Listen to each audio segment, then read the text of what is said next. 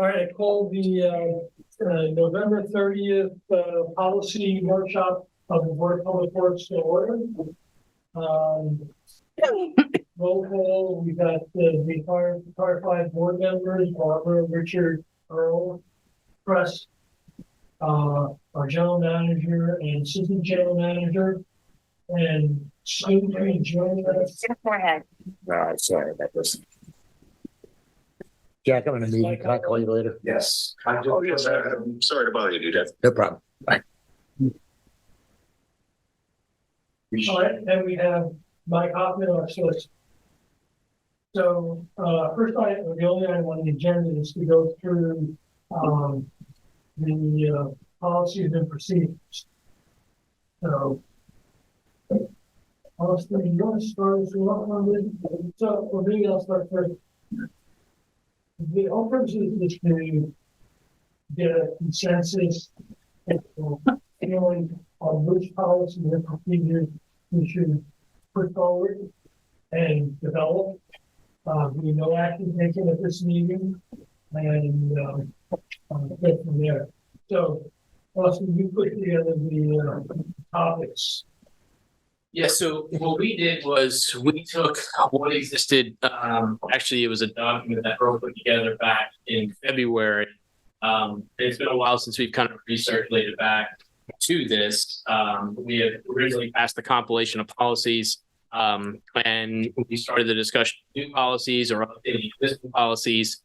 So what really sparked this was from a staff level, we're kind of doing two bigger items, which are the water meter policy and the electric tariff. And so we thought this was a good time to kind of come back and identify, either existing policies that you guys feel need to be updated or new policies that you feel as if should be added into the existing policies as well.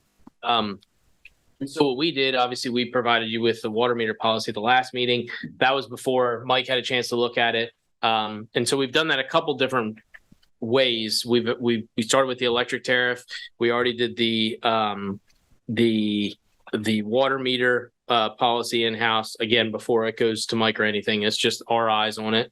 And then we had Kim work on the debt coverage ratio, and I know that Richard was working on the developer and agreement policy. And so all of this is happening kind of in the background, but I think the purpose of this is to understand where you guys want to go, what policies do you want to see implemented, so that it kind of gives guidance to where we go from a staff level working with Mike to bring to you ultimately to update the compilation. I suggest in the future that we must be was I have this, right? It's was it? I read that, but It came, at least there were 3 documents, and then that was the 4th document that was down below. Yeah. Sorry. If there's more than 3, then usually there's like a drop down. You have to see the others. Okay. Yeah. Thank you. The other thing is, one of the things we did consider is, while it's good to have policies that are uniform, you got to be careful about going too far, because of either the unintended consequences or the fact that we now have a policy that gets interpreted different ways. So just so that it's one of the balancing acts that we don't want to be where we were, which was making individual decisions, but trying to make it as a formal procedure or a checklist is gets a little difficult. So anyway, at that point, let's get started. Yeah, I mean, at the end of the day, we kind of really wanted to try to serve you guys to see where you wanted to kind of shape you were going. I think the last time we did this, Earl wasn't able to attend because he was dealing with personal matters. So I think the idea was we were going to go kind of down one by one and see what your thoughts are, if you'd like to see anything. And I tried to give a little bit of a description so there's backgrounds to it. For example, the debt coverage ratio is something that's new. It didn't exist previously, but we utilize it in almost every facet of the finance side of things, from rate studies to going and borrowing debt, and say doing the development agreement. The purpose of that was we have what we feel is a little bit of a gap when it comes to the escrow account for a developer. And so Richard worked on that and worked with him on updating it with Mike. So those are just kind of examples of things that we're doing on the backside, but we want to make sure that everybody's on the same page so that, we don't just waste our time doing something that necessarily you guys don't want. Does that make sense? So and we can kind of do this either way. Obviously, the debt coverage ratio one, Tim has worked on, I take that to finance committee first. Finance committee is going to review it, and then that's going to go, obviously, once it's by the finance committee, I think the idea would be, did it already go to Mike? Yes. Already been to Mike. Yeah. Both of these items are on the finance committee Yeah. agenda for next Tuesday. Yep. And we will see what shakes out from that, review it with Mike, any changes and comments, and then make a proposal to the board on a policy Yep. for each of those items. Yeah. So then and I was going to say that goes down to the water meter policy. And the reason for that one specifically was because it's very vague of what exists today. And it doesn't really add any sort of clarity into thresholds or trigger points that say, okay, at this point, this is what happens. It just says the meters need to be at this location. And so what's happened in the past is you come across a situation where we'll go to settlement, right, on a final reason. Before, you would get a reading as long as everything was good, there was no issue.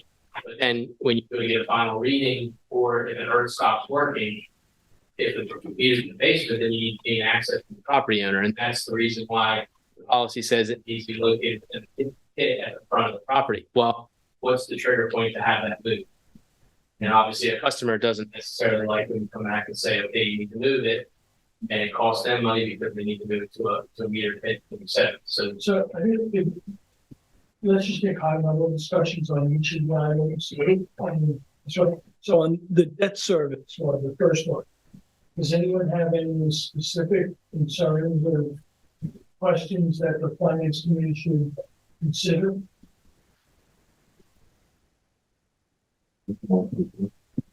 This is 1.25. Funding is generally 1.2 to get approved with the state. And also with the grants and everything coming up, they like to see policies and financial policies in place to be awarded grant money. Is 1.5 billion? 1.25. It's the floor of 1.25. Of course, we want better, but But that's acceptable. yes.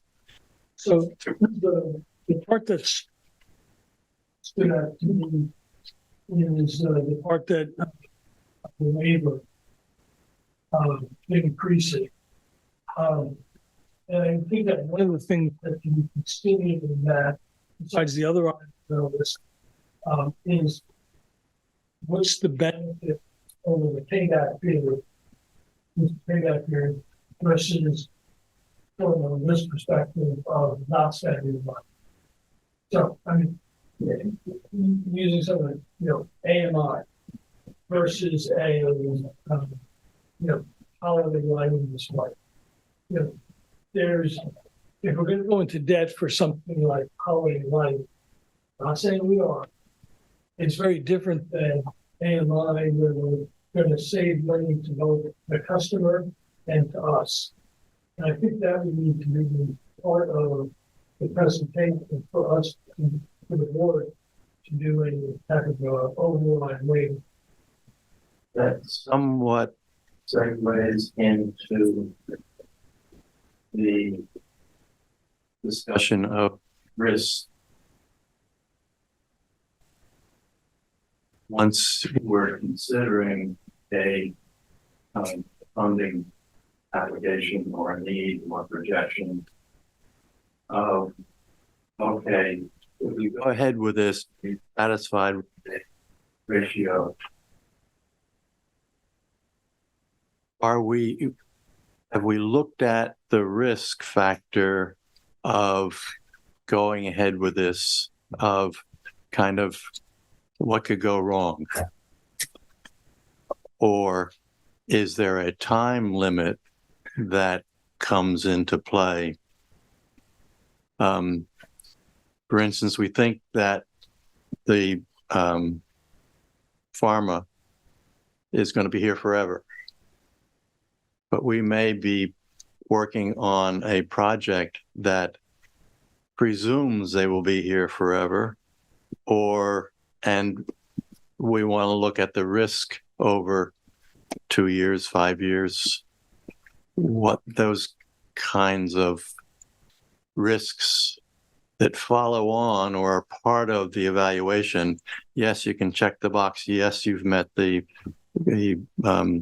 ratio. You've met other issues and you qualify. And now, are there any risks that should also be considered? I agree. And I think that's part of what these things fall into. I think probably more realistic than my hypothetical one was, if we have a bucket truck that is dead in the water,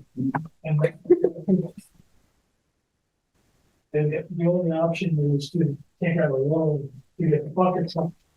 It's very different than you're planning for a bucket truck that's reaching the end of life, and maybe you can put it off a year or two. And so it's those type of considerations that I'd like to see go back to the board for any waiver from this. So what is suggested is it's a policy, but if there is an aberration of the policy, it comes back to the board. But every decision like that, yes, there's small ones. Coming back to court, make those decisions. Maybe there's a limit. But I think you coming back to every decision wise, I think that there is something with us. So there should be a financial limit. So that make that, Which we have that in here too, as we get farther down to talk about spending on this emergency spending, another fund, credit spending on this. Even if the running out of £5,000. And so most of the things that we would theoretically get rid of is $5,000. So the question is, do you want to have that come back before every single time? But if something could come back to the board, they could limit our ability to borrow. That's a problem.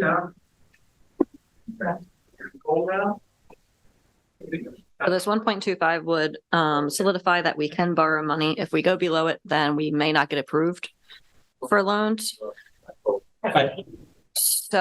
So I would just caution to say that if we're making any kind of amendments to it, to know that we might put ourselves in a terrible situation if we find ourselves in an emergency situation.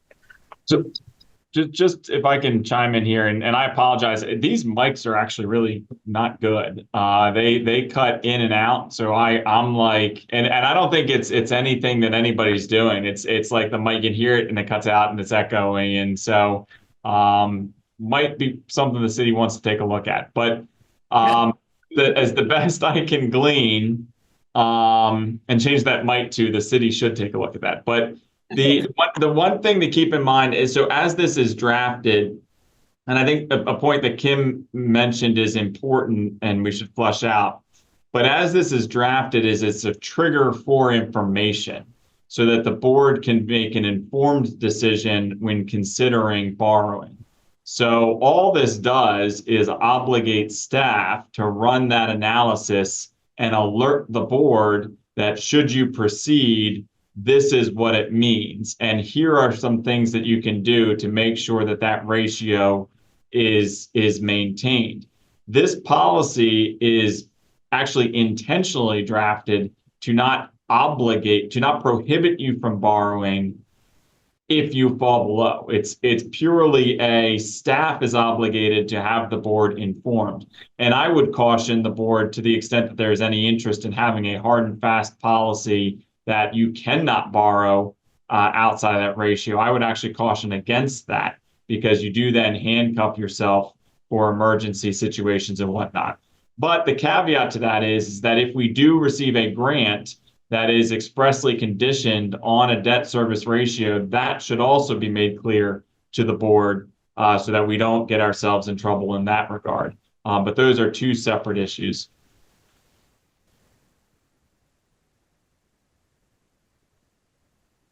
Everybody likes summary? Yeah.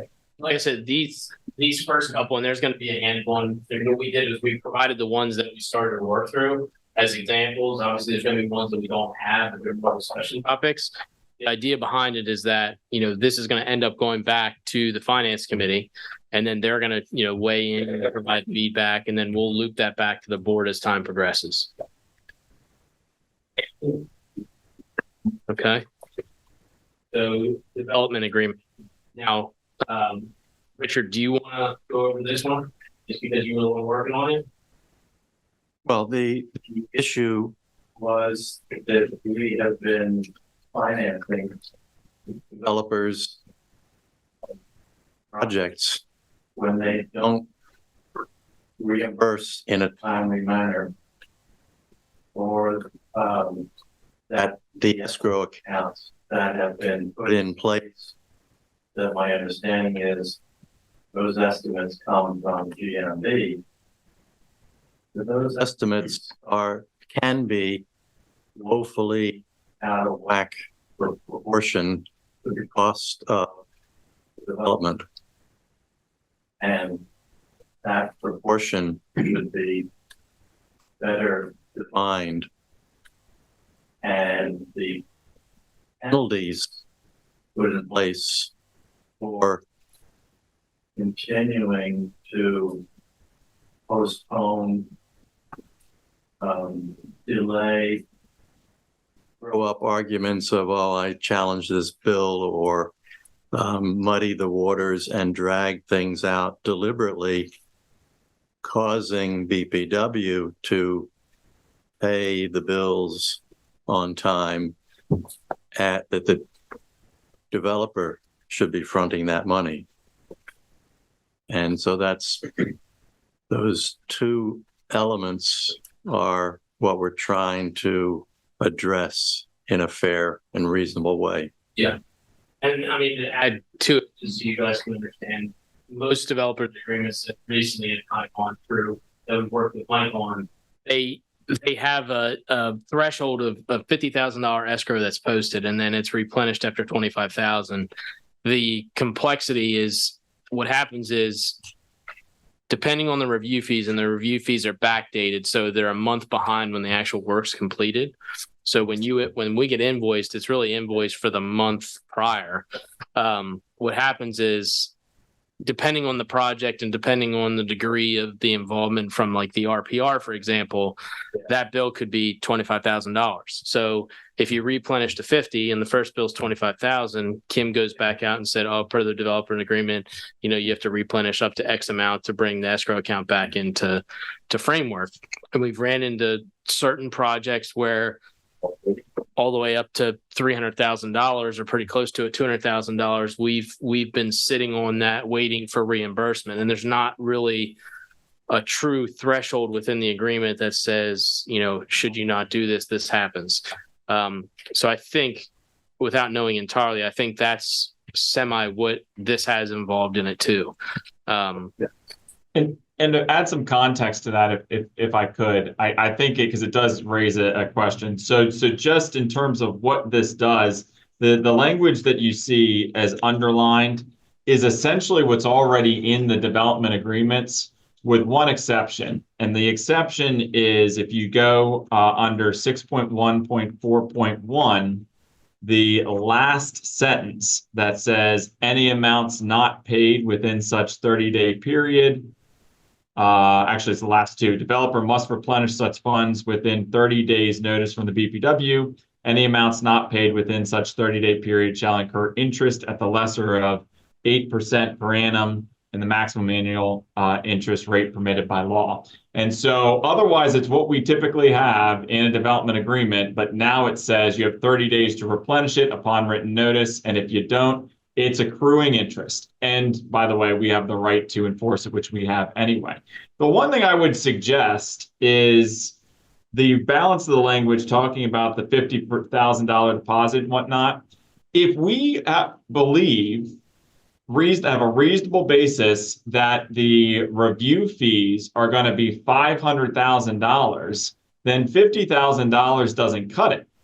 That that escrow deposit should be significantly higher. It should be closer to what we believe the reasonable estimate of those costs are. And that's the whole idea. So I think when this is set, I think the way that we have seen with the inspections, $50,000 is way too low. So I would recommend that the board increase that to be a more realistic expectation of what the costs are, so that you don't run into the situation of one bill knocks out the escrow and you're all automatically behind. Also, I would change what was initially drafted on the presumption that $50,000 escrow, 25 is 50%. I would change that 25 to 50% of the escrow once that's used up. 50% needs to go back. So if we go for 100,000 minimum escrow, it would be 50,000 that gets put Right. back once we've hit. Yeah, adjust the escrow amount to properly reflect the magnitude of what can go wrong, or, what's the expectation is based on what has happened in the past. And then just retarget it to 50% rather than use an absolute dollar amount. Or 35% or, whatever, but 50 is a nice round number that might get their attention, that they can't just delay that as well. I like the percentage idea, but if it is going to be higher, say it's going to be $400,000 escrow, then at $200,000, that's going to trigger them to make another $200,000 payment, which might be too much of a payment. And then that would be reversed. Yeah. And to piggyback off of that, I mean, I think there's different ways to do the escrow. I think the intention for the escrow is that it is to cover what those expenses are expected to be. Now, the question becomes, if you have a new development coming in, is it reasonable? So if we're saying, wow, we expect your escrow total by the end of the project to be $750,000, is it reasonable to expect them to put $750,000 in escrow up front? I think if you're going to do something like that, I would recommend engaging and getting feedback in terms of what is feasible and reasonable, because my guess is you're going to hear that the answer is no. And so I think that given if administrative fees were just a matter of 100,000, this makes sense. If we're talking about the scope and scale that we're talking about, then I think, understanding on an annual basis or really kind of getting into an estimate, if the estimate project wide is, and I'm just spitballing here, $800,000, but we expect that to be $100,000 a year, then I think you can say $100,000 escrow, but when it gets within 25,000, you have to post the full amount as you go along, or something that keeps this moving. And we have the trigger in here that says, if you don't pay that within 30 days, it accrues interest and whatnot. But I think you have to find the balance between having the money, the cash on hand to cover the fees they're obligated to cover, while still being reasonable in terms of a cash flow perspective. I think Richard's idea is going down the right line. I don't know if we should put dollar figures in here and just put 50% of the expected fees, and then it gets triggered when it's down below 50%, so that it can change with every development agreement. On the larger projects, the contractors have detailed schedules of the work and assign draws on them. So why can't we use something like that? They develop. Yeah, I was going to go some similar to that, which is, I don't like the hard dollar. That's, because it's one size fits all, and you're fitting everybody for stuffing. But rather than maybe 50% of the escrow, the prorated portion, towards the completion of prorated portion towards the completion of the project, going from construction schedules. So if they're 75% done, the amount you need to add to the escrow isn't as much as it is when it's 5% done. So it's kind of going along the lines of what you're saying, prorated based upon their construction schedule. Yeah. That would be more realistic. Yeah. I don't know, Mike, if you've seen that used in the past. I apologize. I only caught a portion of that. That was my fault. What we were talking about was, that they typically, at least on larger projects, have a very detailed schedule of work for different trades, and along with that, they have a schedule of funding or draws. And why couldn't we use that or something like that to set the escrow account up? Yeah, and what I was saying at the end was, they have a construction schedule, and if they're 75% through their construction schedule, the escrow amount that needs to be continued to put in is not, 50%. It would be ratioed on that, versus if they're only at 5%, then there's a lot of risk for the future. So I think that the difficulty here, and instead of just putting a number, we can tie it to, a reasonable estimate of what the administrative review costs would be, or wherever you put that. I think that the challenge here, and it does kind of get to this broader question, right, is when you have a project and you start the project, regardless of what their total construction costs are, the question for purposes of the escrow is, what's the reasonable expectation for inspection fees, for plan review fees, if there's legal documents to be prepared? That's what this is talking about. So you could theoretically have a project that has, multiple, a large construction cost estimate, which you're saying, Press, but the inspection fees, legal fees, plan review fees, obviously if it's more complicated, your plan review fees are bigger. But I think the challenge is going to be how you correlate to make sure that the escrow is covering what it's supposed to cover.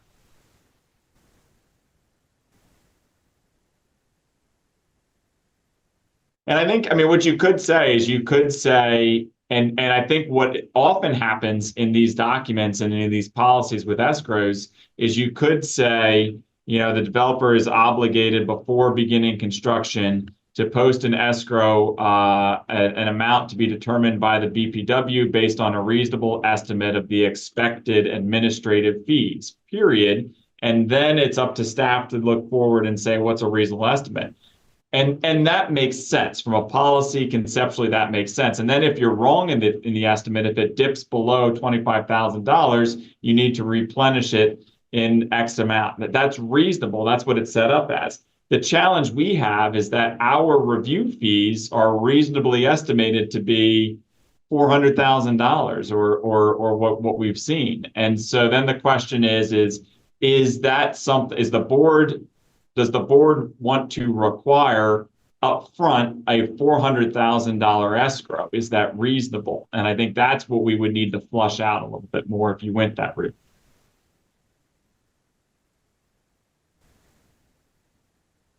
Don't the inspection fees vary as the project goes along and something has to be reinstalled or fixed, or there's a scope change?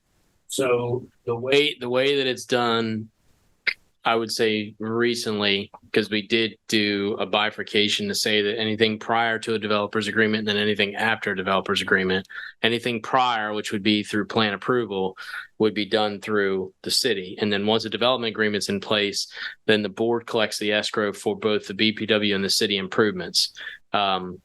Obviously, if it's an outside city, use Tower Hill, right? Tower Hill is a little bit more complex, but if you look at Tower Hill as just their on-site improvements, they did it as a phased project that only included water and sewer. I can tell you that taking out the older section and looking at the newer section, their fees kind of range versus you look at Old Town at White's Pond, it's almost the exact same amount every single month based off if they're reviewing curb and gutter, if they're reviewing water and sewer, if they're reviewing the streets going in. So each project is a little bit different, and that's what makes it kind of a unique kind of case by case. And it's the same thing as like if you look at a 11 home subdivision versus a 292 home subdivision. Obviously, the costs are going to fluctuate.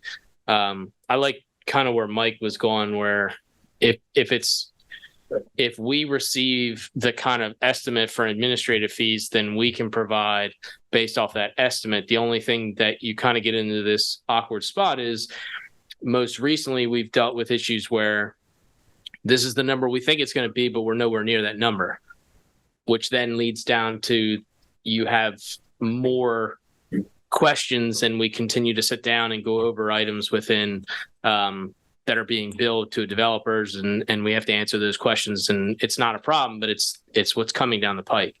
So it's not an easy. It's kind of a fairly complex, and it's getting more questions to Make your life easier.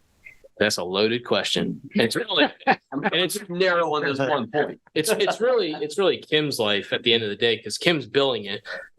Ultimately, like we have meetings set up. We have 2 meetings this month to meet with developers to go over questions that they've had. So I personally like the way that Mike framed it, where if we get an estimate, then we can put that number in there, and ultimately that number comes back to you anyway, because you have to approve the developer's agreement. I think it creates flexibility and more case by case basis, and then the replenishment could be $50,000, $25,000, or it could be 50% of the original amount.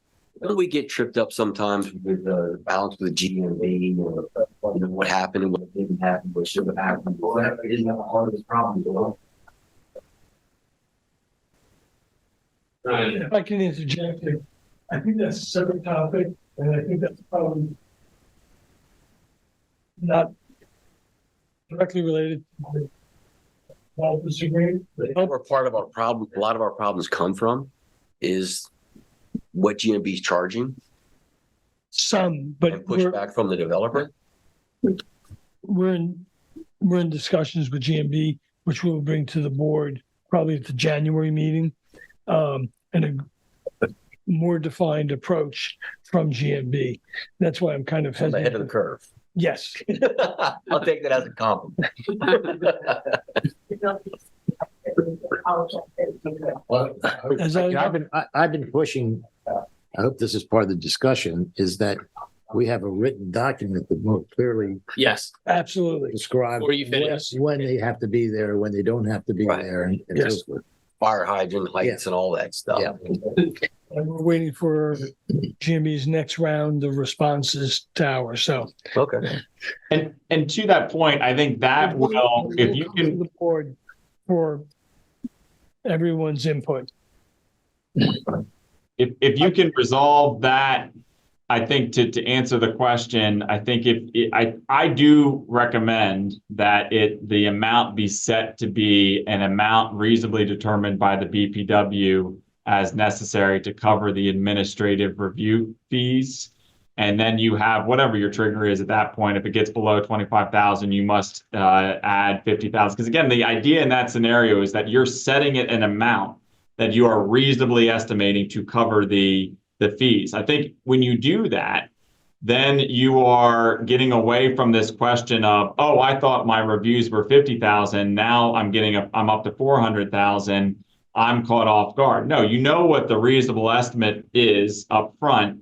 And then that becomes a better conversation. I think that when you clarify with GMB, you'll get a better idea of what that estimate should be, and the pieces come together.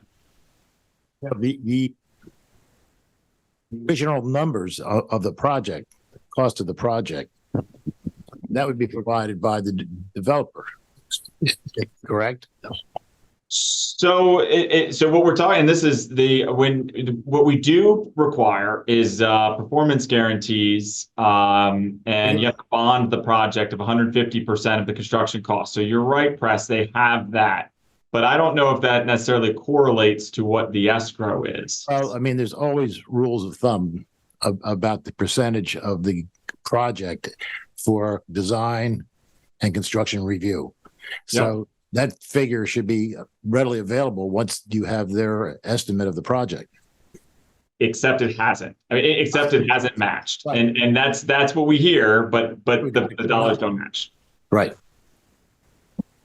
And while we're just tearing this apart here, for the interest, I would want it to match what we're charging customer bills. We do 1.5% a month for 18% a year. Which that's also in this. Yeah. So Jim and Richard, do you need to go forward? Well, we're going forward Yeah. with to the meeting on Tuesday. Yeah. Or the committee. That's to what I mean, review it. yeah. As a-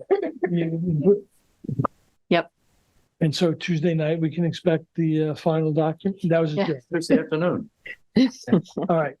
Is that usury, by the way? So is the fees? Say again. What's the usury rate in? Oh, how much you charge?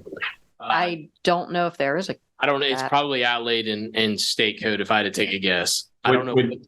Go ahead. Which is why, I mean, Earl, to that point, that's specifically why it says the lesser of X amount or the maximum annual interest rate permitted by law. So that's the flexibility to charge up to the usury rate. Okay. So next one, we're moving right along. 2 hours? Yeah. And some of these we can kind of cruise through. So the water meter policy, we kind of explained that one. We drafted some language. Obviously, it hasn't gone through Mike yet, and that's we've done it at a staff level. But you can kind of understand where our ideas and where our thoughts are related to it. We really want to hone down and add specific language in there to help us when we go back and enforce the policy that exists. You didn't specifically mention, I know we had at least one customer recently that had his pit, I think it was outside, but it deteriorated to a point that you couldn't read it. Yeah. And he argued about that, having to replace that. Yeah. Is that in your descriptions too? We I don't know how often that happens, but I assume it does occasionally. and it's like the old paper pits, but I think the way that it's drafted, if it's not, we'll add it in there. But we were that whole section was basically redone. It's in there. It says or in disrepair. Okay. Fine. So we'll work on that, and obviously we'll work with Mike when we circle back. The next one is and these are more question based. So we have an electric tariff, which has the guidelines associated with the electric utility, and that's one of the ones that we're going to look at. The question is, you have a stormwater tariff, you have electric tariff, but you don't have anything for water and sewer. And the question is that something that you want to develop?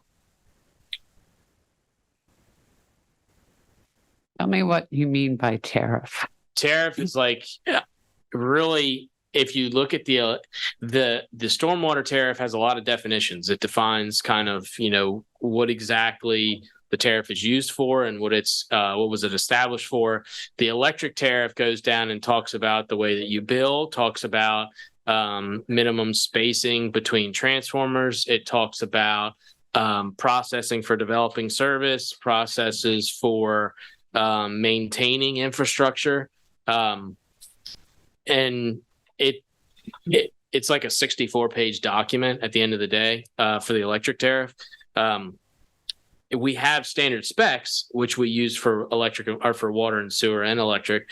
But the question is, did we want to develop a document that kind of went down through the same, whether it just be a policy document or if it would be actually labeled as a tariff for water and sewer, which would talk about clean outs. It would talk about, go ahead, Mike. You look like you were going to say something. Yeah, I think the question I had when seeing this is do our friends and colleagues in other jurisdictions have these tariffs? And I believe that when we looked, we did have some that had electric or water and sewer tariffs. Some did not. But we'll dive into that and take a look. But again, we're just putting stuff on here as things to keep in the back of your mind, see if there's any interest and so forth. And along those lines, when you do, Austin, I think it'd be helpful, those who have them, do they like them pros and cons, those who don't have them, do they wish they would have them? What would the board benefit by having it?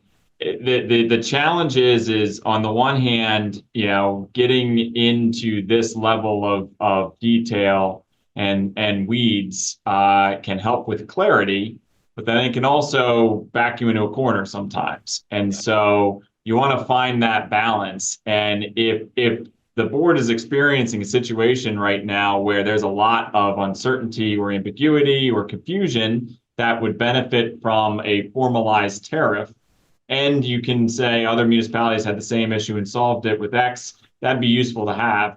If it ain't broke and we're not getting that, then the question is what's to be gained. But it'd be helpful if you had that context and information. Moving on to electric tariff. So this is one that we've worked internally. We've had probably 5 or 6 meetings. You'll ultimately see this come back. Obviously, we'll go through Mike first because it's a lengthy document.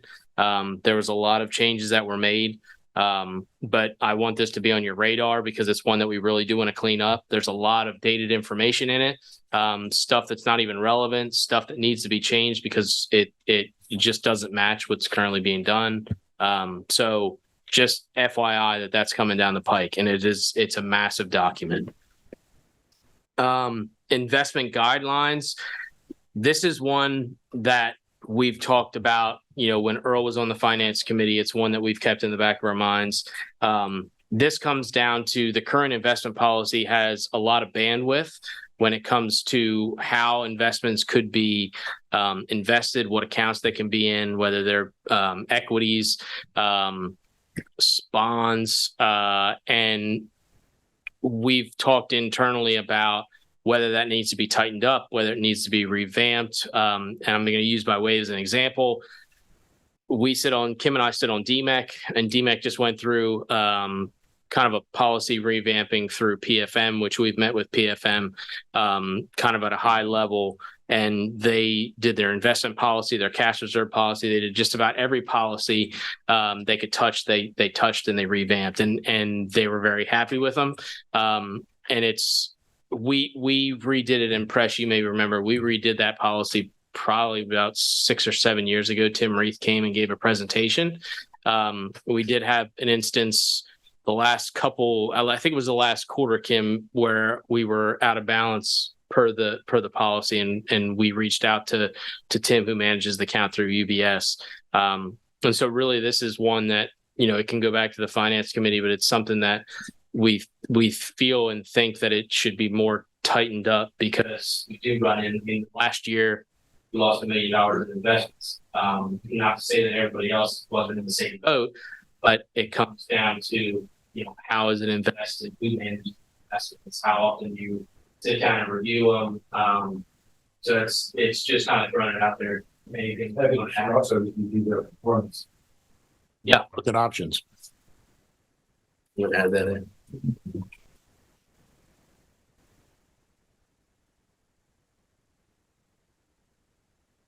And I can understand why something goes out of balance on a quarterly basis. I can understand how that can happen. But I don't know if my issues with this firm in particular, because the performance has been so bad. I think we need to look at other opportunities potentially and benchmark against them to see how they're doing. I think is it a policy? Yes. But is it maybe a deep dive on what we've gotten? I think the city uses the same person we do. I'd be curious what their results were. But the last meeting we had that I was actually in, I can't imagine how they could have lost that much money. Just you looking at the S&P and the Dow and everything else, I don't even see how it could happen. And I think, and kind of Mike hit on this, you talked about your sister agencies and other municipalities, is that DMEC really opened our eyes because they went through this process recently, and they basically looked at every opportunity they could. And led us down a different path because, you're talking about all of this debt. And from the finance committee level, we've met with other bonding agencies, saw Ewing as the underwriter. And what was interesting is when you look at your rating as an organization, a lot of it comes down to the policies that you have in place. And that was one of the reasons that triggered us to think, okay, this is maybe the time to start thinking about this, whether you need an outside firm to help tighten it up or add clarity language like we did with the policy handbook, the employee handbook. I think there's benefit to it. And it goes right in line with the cash reserve policy, because even looking at the cash reserve policy, we've talked about it, is that when you come down, it takes the 1-year capital budget amount, but it also takes the 5-year, and in the 5-year, it includes the 1 year that you already accounted for. And so just those two items, combined are ones that we want to look at, tighten up, and we've started to do that from the finance committee, but obviously we're trying to take one bite at a time. So one of the things we're gonna have to do after we get through this is prioritize, because there's an awful lot of stuff that's going on to finance committee. And not that all these don't need to be done, but we need to choose which ones are most at risk, biggest bang for the buck, whatever. Because I don't think, Richard, your committee could produce by next Tuesday afternoon all these documents. Take the Tuesday night. Just moving right along, the customer complaints policy, this is one that Earl mentioned a couple times in board meetings, and what we've done in the past is we'll compile what we have on a monthly basis and provide those. And this comes down to whether or not you handcuff yourself, looking at a policy versus procedure. But is that something that you want as, do you want to see customer complaints on a monthly basis? Do you want it as part of your board packet? Do you where do you want to go with that? You were doing that. Are you still doing that? I don't know. Yeah, we have. I think last month we didn't have it, or the month prior we didn't have it. Yeah. But we have them, we track them, we're dealing with them now. So I think customer comments is what I think we talked about the last time in the meeting that we were in. But I think customers are the most important thing we have. And understanding when something's going well is good, and when something's going bad or off track and it's continuing to go off track, I mean, it gives us an opportunity to help our constituents, to help our customers. And I think knowing what's going well and what's not going well is a way to do that. I don't know that it needs to be a policy. I think a procedure would be The only reason I'm gonna push a little bit on that okay. is it was supposed to have happened, and it doesn't happen that often. Mm-hmm. So that's the only reason why. Yeah, A but I policy. think in defense, we only started doing that 6 months ago or so. And yes, we haven't been doing it religiously, but How many times have we done that in the past board meetings? we don't typically we just provide them. We don't go through and talk, kind of like line by line each one. I think we've done it 3 or 4 times.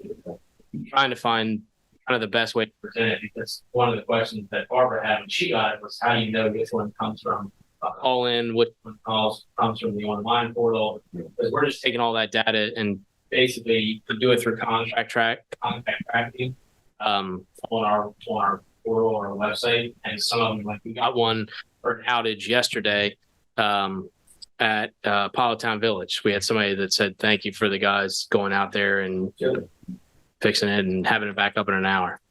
I had a woman come up after the mayor's coffee and ask about, she doesn't understand. She's got solar panels on her roof and she doesn't understand exactly what she's getting from that. And is there somewhere on the BPW website or something she could get more information? I said, why don't you go over there? The people are very nice and helpful.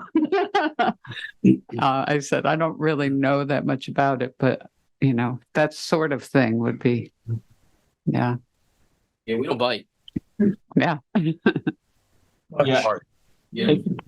And to Earl's point, I think the challenge is when we're talking about these, you really have 3 that come to mind. You've got the board's employee handbook, which this wouldn't fall under. You've got the board's bylaws, which I wouldn't recommend putting this under. And then you've got the policies, which it doesn't seem in my mind to fit there on this. I kind of view this much like the Infomark report. I mean, every month Infomark's obligated to put a report because the board says they're obligated to give a report. So if the board says to staff, you're obligated every month to report to us customer comments, then staff is obligated to report customer comments. And I think I wouldn't know where best to codify that. So I would recommend that this is the discussion. If that be the will of the board, if that's what the board wants to see, then staff has to do it. And if they're not doing it, then the board has the authority to make them. What's the problem doing that? I mean, it would seem to me if somebody gets a call from the public or a text or email, whatever, that just writing it down and making sure you see it. I think it's important for you to see it to start with. And wouldn't you just keep a log of those? I mean, We do. Where's the difficulty in doing that? It's not so much the difficulty. There's at the end of the day, it didn't get done. So that falls back on me, and that's something that I need to do better. But you got it for 3 months and the last 6 months. So if that's something that you want to be included every single month as a line item on the agenda, is that's something that you want to present it, that's fine. We can do it. Does everyone feel they need to see it every month or quarterly? I think monthly. And many of Once you gave before, you should have 4 or 5. I think there's a lot. Yeah, I think those were from the beginning when they were just starting to track in the new system. So I think now they're doing a lot more every call, every person that comes. Yeah, so because that's the thing is that I don't know if the rest they're all logged into the system now. So there is a database of them. And that's why I was questioning whether doing it monthly, considering how long our meetings have been getting, versus doing it quarterly. And then there's more of them to see trends and such like that. why do we? I'm open to either, but I'm not sure that we need to discuss them at the meetings as long as we get them. If there's anything to flag us that we should talk about, we could bring it up at the meeting. But I wouldn't have a discussion part of the meeting. Could be an item on the agenda, and then we stand on the report unless you want to pull it out. right, yeah, put it on the consent agenda. This way. Yeah. I'm okay with that. I just getting sensitive that our meetings are. Yeah. I'm going to. Last couple of years. I'm okay with it as well, but our customers are our most important aspect. And knowing how that's trending over time, I think it's important. We also talked about, if you remember, I'd like to see water usage. You know, how many gallons of water per month in a trend line or graph, as a monthly report, since we're tracking sewers so closely. What about how much water are we pumping and how does it vary seasonally? Yeah, that's an easy one. Yeah.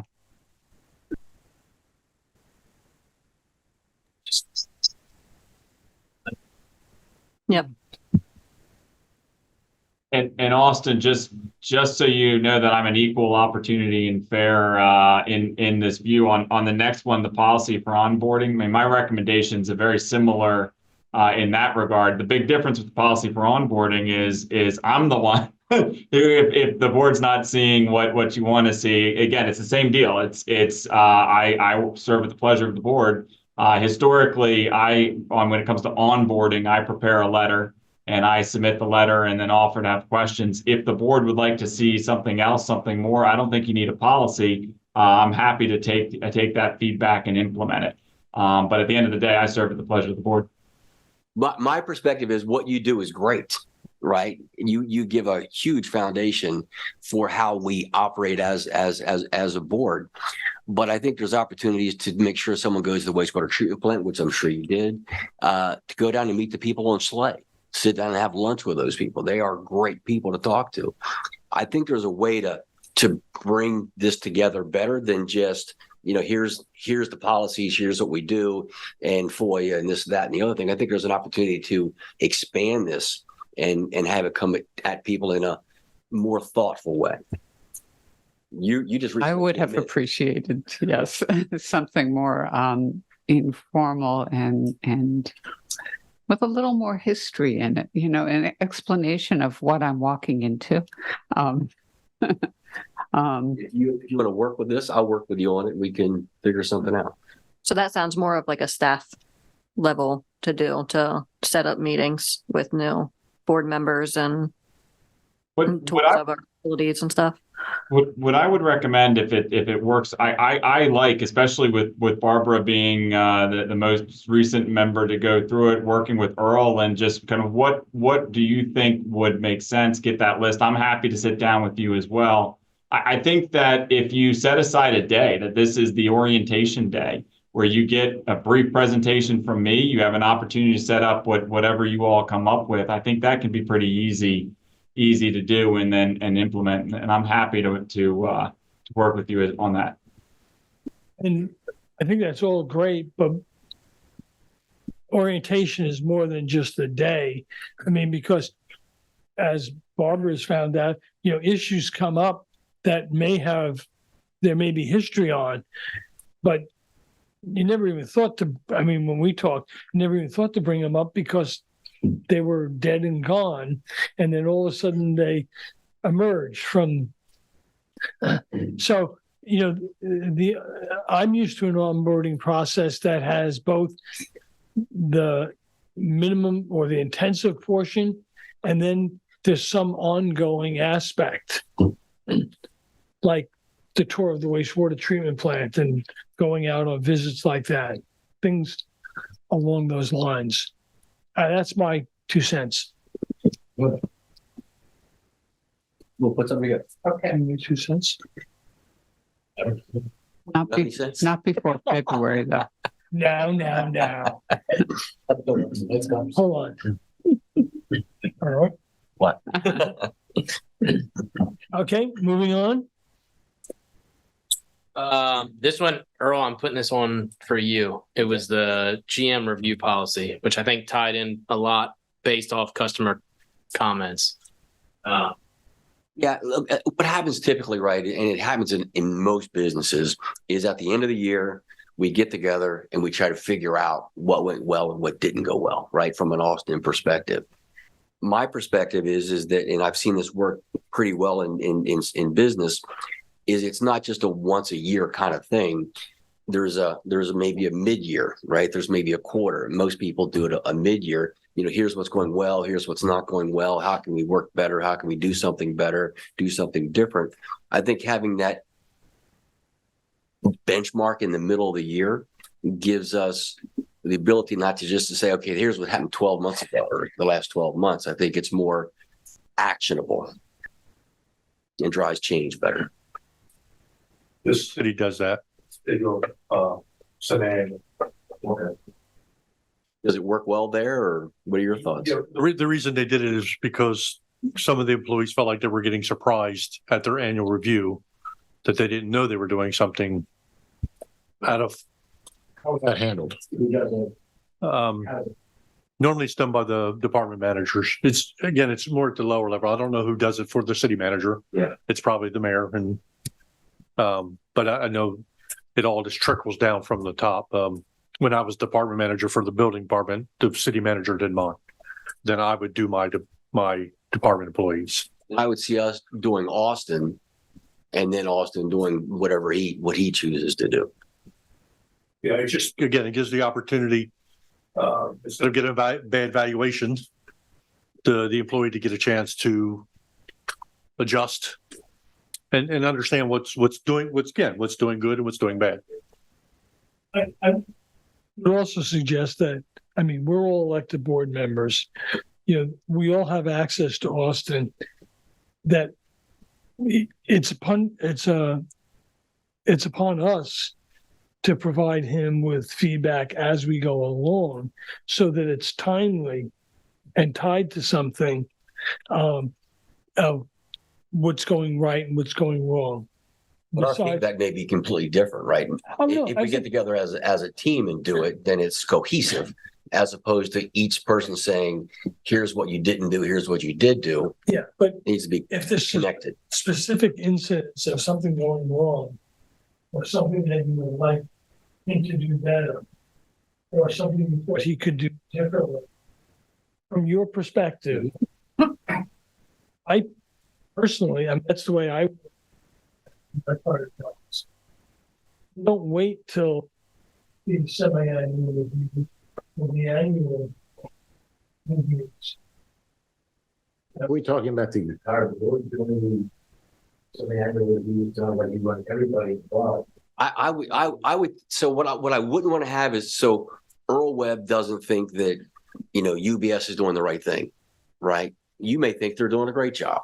So me talking to Austin about something that I think and you think could be totally different.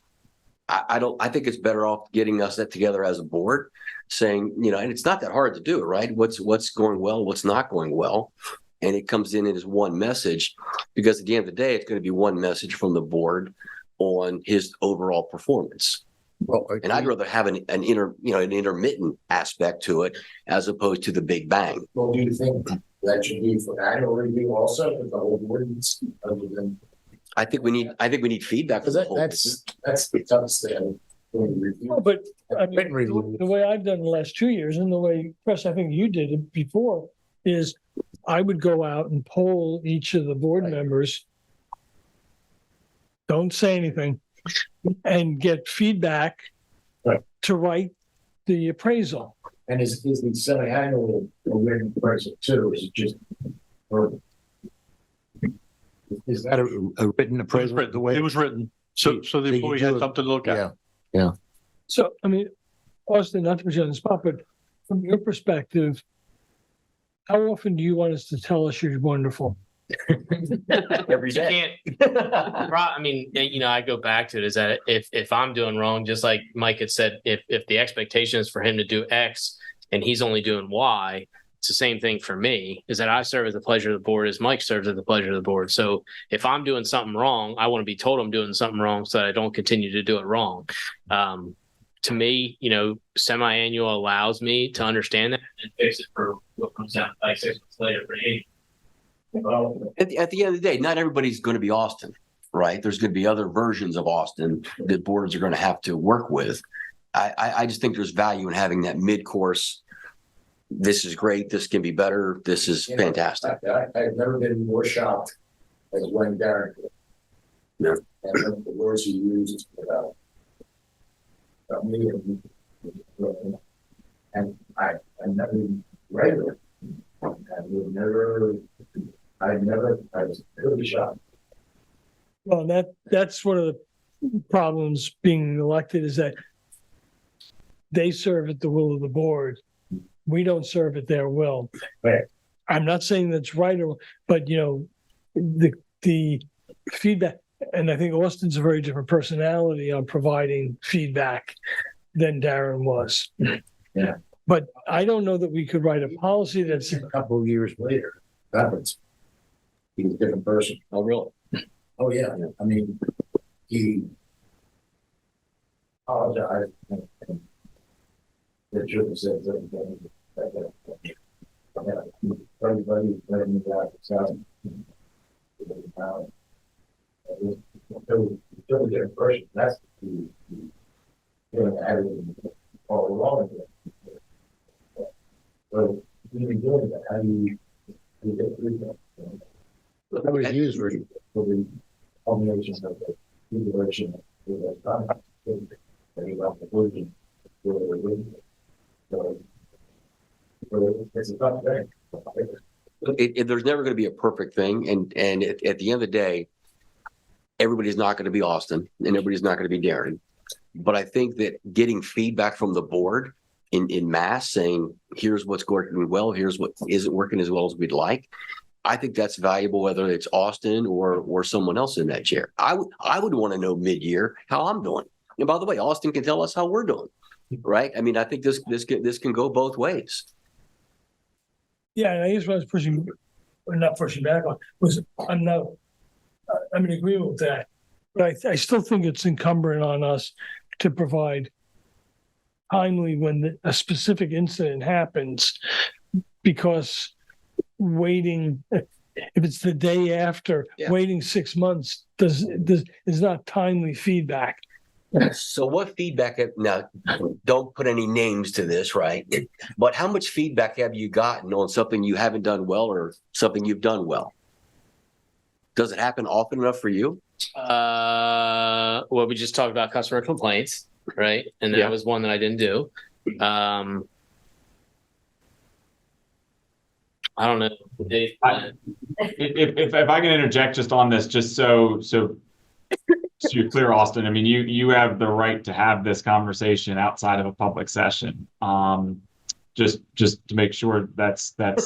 I think, but what I would suggest here, and what it may be is as simple as, every month we have a list where it says, we're talking capital budget on this month that we're doing. If the board wanted to say semi-annual performance review, you can add that, and that's a trigger to then put it on executive session. Austin, on those conversations, you have the right to say, yes, go forward in public session, but they're typically in an executive session. And I think we would appreciate feedback from Austin. Are we taking up too much of his time, preventing him from accomplishing his recommended schedules, whatever, so that would be good too. I would be in favor of a 6-month review, on both sides. Just to add, I've been working on the RP3 award, and the APPA wanted to see a 6-month review. So they highly recommend it as well. Mm-hmm. You're fired, Sharon. Moving along. Well, wait a second. What is it? Is this a policy that we're going to have, or what is this going to be? Well, so 2 things. One is whatever has to deal with me. I don't know how that works. You may want to talk to Mike, because that's from a contract basis. But then you go into, if you want it done from an administrative basis, I believe, if I can remember the handbook, it only talks about an annual review. So then you would just have to modify the handbook so that you would do biannual reviews. Are people supportive of a biannual review on both sides? Yes. Yes. Oh, yes. Okay. When you said both sides, I thought you meant staff. No, regarding the annual review, I think is not enjoyable. It's a job. We have a job to actively. So I don't look forward to preparing. Well, I use AI chat. Like it does. What it does do. So it does take. No, It makes the end of year so much easier because you're not looking back 12 months. You're looking back 6 months and what was course corrected or whatever. Right. Yeah, in the grand scheme of things, it's one of the least distasteful parts of the job. To put a fine point on Austin's point, yes, if you're going to implement that across the organization, it's an employment handbook. Again, the board can do that. We can take that up in a meeting. If you want to codify it or put it in writing for Austin, that'd be a bylaws change, and the board can do that. Or you can just make it a practice for Austin. It's Michael, I think we've got the calendar that gets published every month as part of the agenda of the upcoming. If we just put the biannual review on that, would that? Well, it's done. That's all I hear about. Yeah. And that's the practice, Tom. You can, if you wanted, when it comes to Austin and you wanted to do that, you can put that as a practice, and that's the calendar. But if you're having organization wide, that I would recommend you change the employee handbook. Oh, no, I meant separate from that. But rather than creating a new policy specifically for our trouble child. So are we going to do it the way Earl suggested, and we all meet with him? And if we do that, we're doing it annually too? Or are we going to do Well, the past practice, the written procedure that we the past practice was the president solicits input, compiles it, And then, I think I felt that would be better if we each expressed our own views. Didn't we at one point have it where Darren was in, we all talked to him, then Darren left, and then he came back? So I might have dreamed that, by the way. I was drinking a lot. it'd just be, like, you have just say it's October, you could have a board meeting in October, you go into executive session, personnel matters, and then they address those. Yeah. I think that's how you did it with Darren. Yeah, But it's not, Executive session.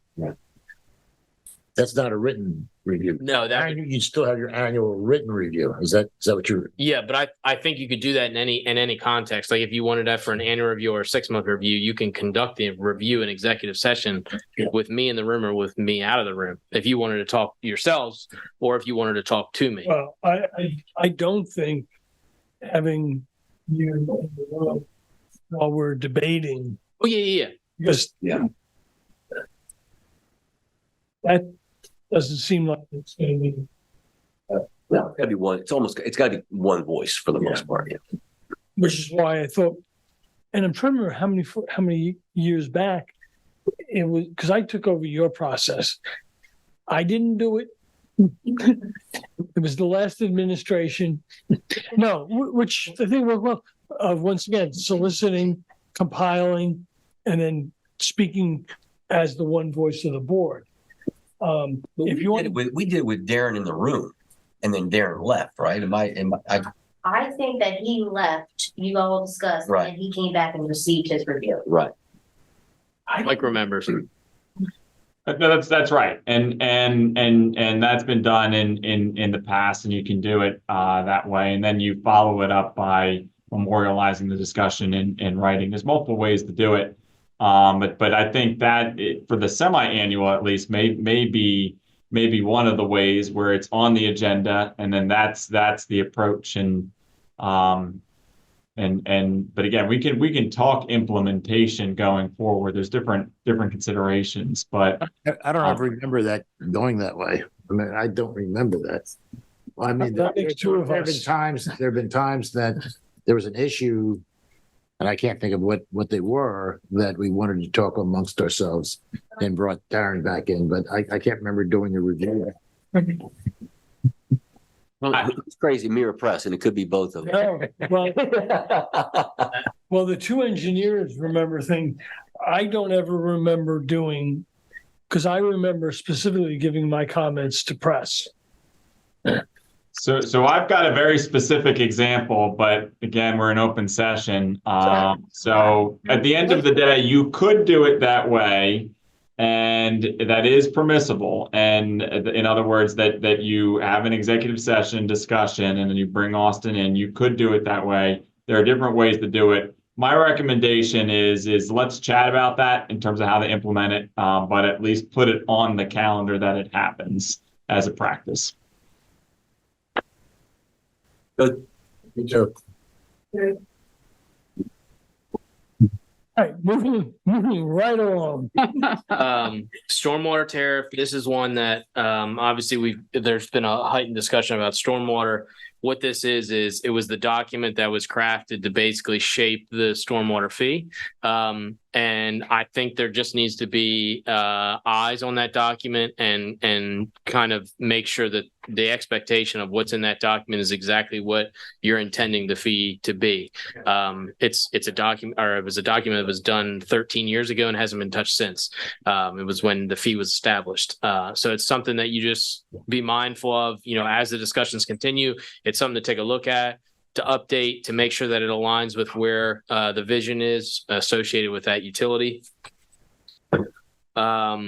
The annual review for the 5-year strategic plan. So this is something that it's been kind of we just did it. It was a part of our budgeting purposes. So when we come down to the budget year, what's been done in the past 2 years at least, and I think it was done when Press was here, is that it's really a board strategic plan. And so the board president usually takes it and they'll do a presentation on where they want to go as far as what that strategic plan is. The next agenda, which is coming up in December, it actually has a line item to have an updated 5-year strategic plan with the same company that did the first one, which is Spot, Stevens, and McCoy.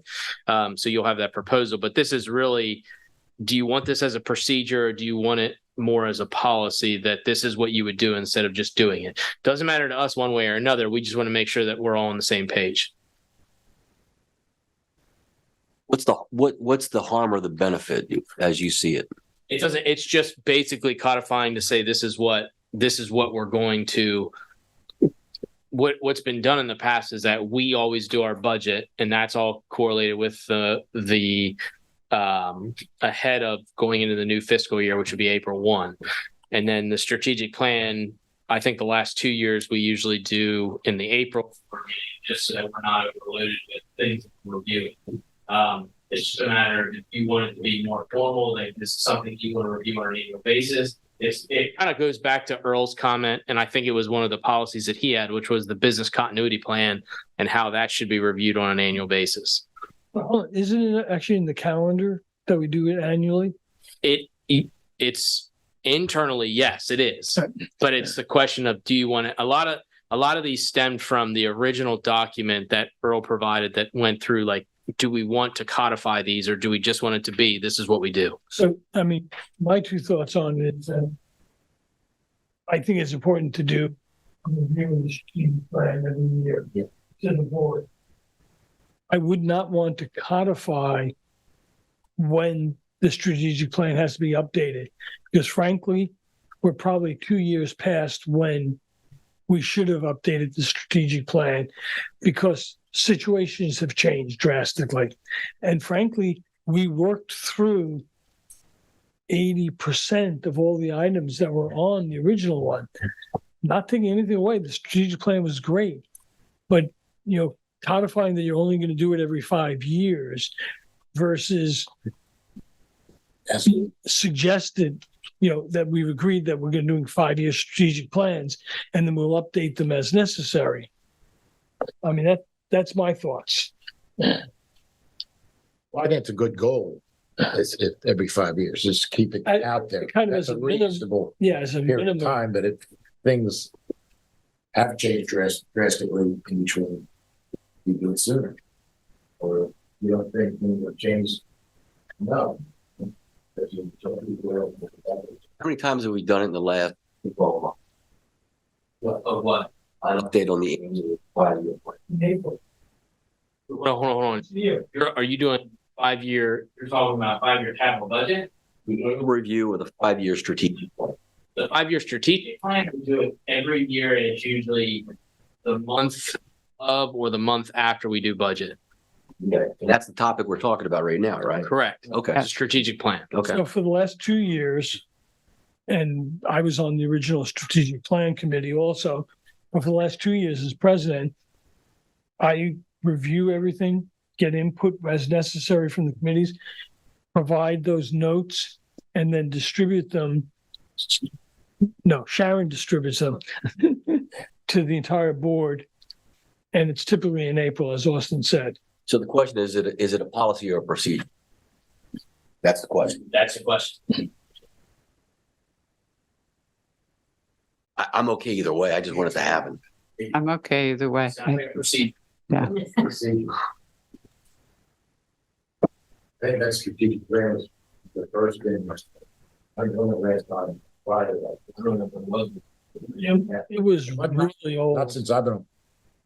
I wouldn't mind seeing a Yes.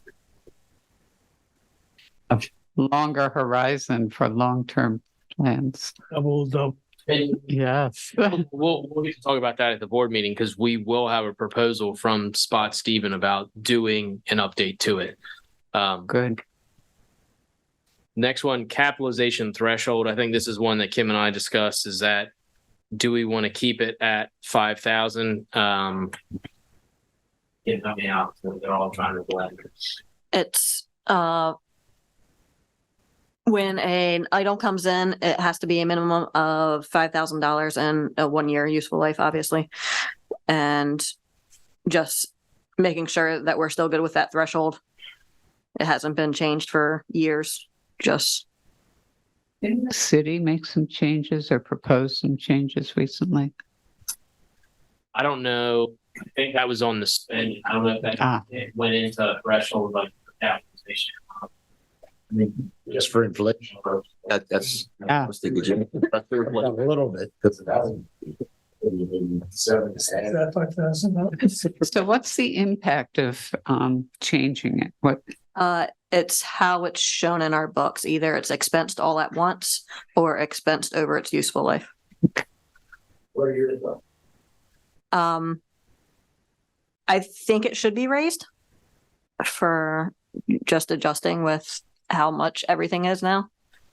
And of course, it doesn't necessarily have to be raised. That can be just the floor, and the accounting staff can make best judgment if it should be expensed or if it should be depreciated. So like if we get a pump, and this is just an example, like a wastewater pump, if it's under 5,000, like we talk about whether or not, because it's gonna have, in theory, it has a useful life longer than a year. But it would be expensed because it doesn't meet that threshold. Correct. All at once, so it's not, To me, I'm not sure how far back the $5,000 goes, but it's an insignificant sum of money nowadays. Would 10 be enough? I think 10 would be fine. And this is just, you're providing the feedback to us, Rob. We have to work this on our end. So this is just looking for what you guys feel. You don't have to land on a number. You may just say that you think that it should be higher than 5, and then we can come back with a recommendation. I think it should be higher than 5.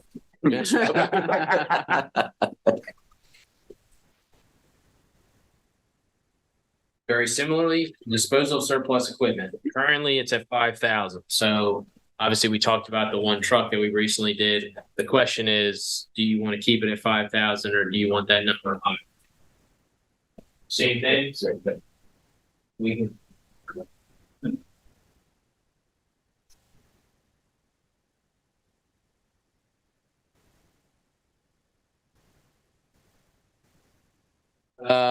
Here's another one. Credit card fee. This has been discussed in the past. And if my recollection serves me right, we discussed it and we tried to do it for those that were paying very large sums with a credit card. So it'd be like anything over $5,000. And I that was the number that was sticking in my head. But I think if you're going to implement this, you have to implement it to all. And I also believe that state code doesn't allow you to do a percentage of the bill. I think it's an amount, which that's where we landed between $1 and $2. I'm not 100% positive. I'd have to go back and look, but I believe that it's not you can't do it based off, because it has to be based off a transaction, not an amount. So if you charge 1% on a $100,000 bill, obviously that credit card processing fee is going to be a lot higher versus somebody that paid a $100 bill. So I'm almost positive that there's a threshold that it can't be a percentage. It has to be a dollar amount. well, how's the credit card company calculate? It'd be total. It's based on a percentage, and it's about $2,500 a month that we pay in credit card fees. I just got my tax bill for my condo up in Danbury, and I went online to pay. It was 2.25% if you pay by credit card, 95 cents service fee if you pay by online check. Just as an example, but if we can't use percentage, that's not fair. For some reason, I thought we actually talked about it at DMEC, because I think I was talking to Tom Coleman, and there was a comment that was made that there's somewhere in state code that you can't charge it as a percentage. I'm not positive. I have to look into it. So you can't recover the fee that you're paying. So the only reason I say that is because you can't actually, theoretically, you're not supposed to make money on this cost. Yeah. Like Co-op and Delmarva Power, they charge $1.95 every transaction, whether your bill's 500 or whether your bill's 100. With credit card? Yeah, I do it every day. All right. That seems odd because they're getting charged by the credit card company. And I'm pretty sure because the city implemented that credit card fee, but was it a percent or was it, I think I there's, think it is percentage, Right. because when we looked up, I think Middletown, they charge like 6%. I don't know if it's a percent though. For some reason in the back of my mind, I thought we discussed this and it has to do with a utility. And I don't know if you can charge a percent based off a utility bill versus a tax bill. All right, so can we just ask staff to investigate? But is it something that you want to look into? Yes. Yes. I think so. But I think, as everyone's pointed out, equity's got to be part of it. So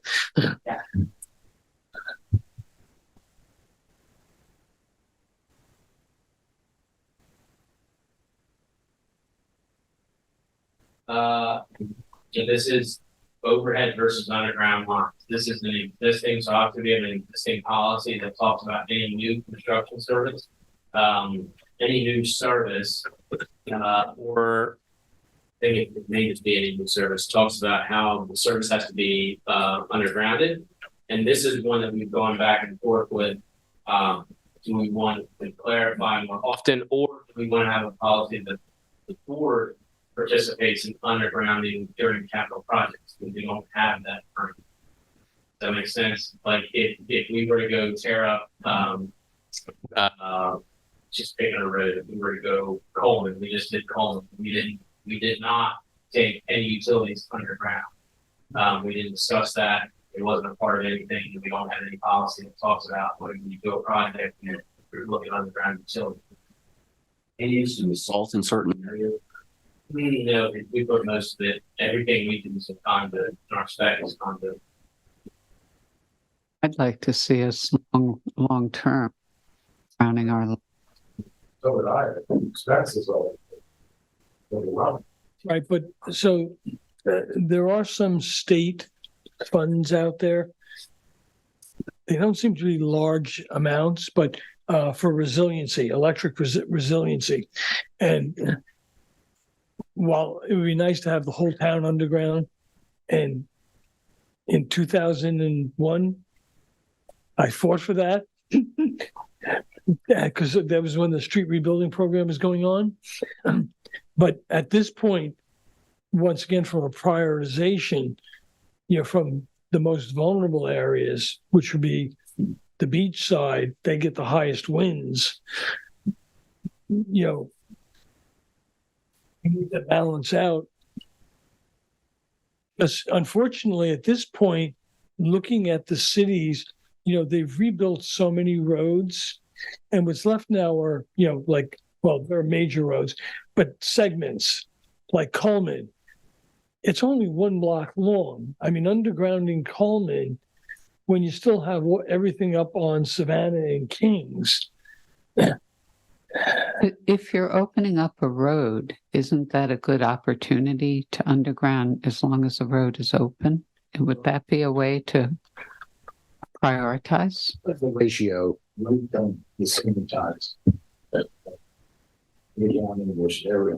Well, It wasn't like 10 to 1. right. Yes, it wasn't just like twice or 3 times. But yeah, and that's a little bit of a misleading number also, because that's on the transmission side or Oh, I distribution. thought it was everything. Well, but that number is actually more when you talk about all the house taps you have to put in and the undergrounding to the home. And so They have to pay their own, don't they? yes, If we decide to put a road under, meaning the services down the road underground, they have to get it underground too. But at their cost. If there's a pole attachment agreement that exists, yes. well, but remember, Verizon has a lot of their own poles. Yep. Yeah. So, Just to add, I would love to see us go underground, but the costs have to be balanced against the benefits. just so you I wonder if customers might be willing to, a street at a time, contribute towards that. I'm Well- just gonna add, Yeah. just so you guys Okay. can understand, we're we're working, because obviously we put the order in for those transformers. The quality of them were not good at all. And so we canceled that order. We're also in discussions with other manufacturers. Old transformers or These are pads. pads? We got a quote from a very reputable transformer manufacturer, over 200 weeks. So do you want to do your math on that? Yeah, 4 years is what they're saying. So it's not only this election cycle, it's the next election cycle.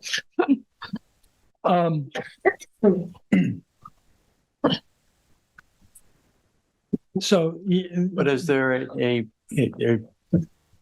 a way to just say that for each project that may benefit, the board would review and make a recommendation of the feasibility, the cost, and ripple effect to at least put in the concept that we're behind it, but there is a huge cost benefit analysis that needs to be done, and it may be favorable.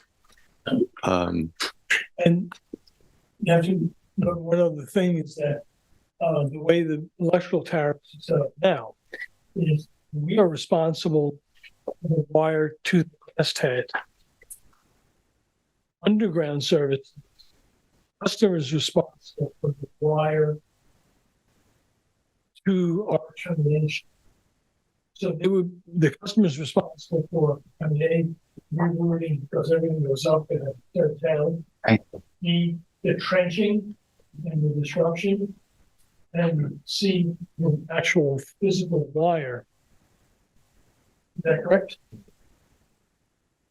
So the customer already is getting hit regardless what we would understand. Would pay a share if we did it. Yeah. Yeah. Okay. So asking them to pay more, Yeah. it's gonna, maybe it's the right thing, maybe it's not. I'm just throwing that out there that in the calculation. Certainly something that people talked an awful lot about at the environment workshop in September. Oh, Yeah. but if you don't put the numbers with it, Yes. that's where. That's what we need. You know, at the APBA meeting, not this year, but the previous year, national. In my presentation, they had projects, and there were 2 or 3 of them. They had to put in, and with one in Florida, there were 2 in Florida, undergrounding the whole community. And there's one in like Michigan or someplace that you wouldn't think about. But for some reason, they must have better politicians than we do, because I can't.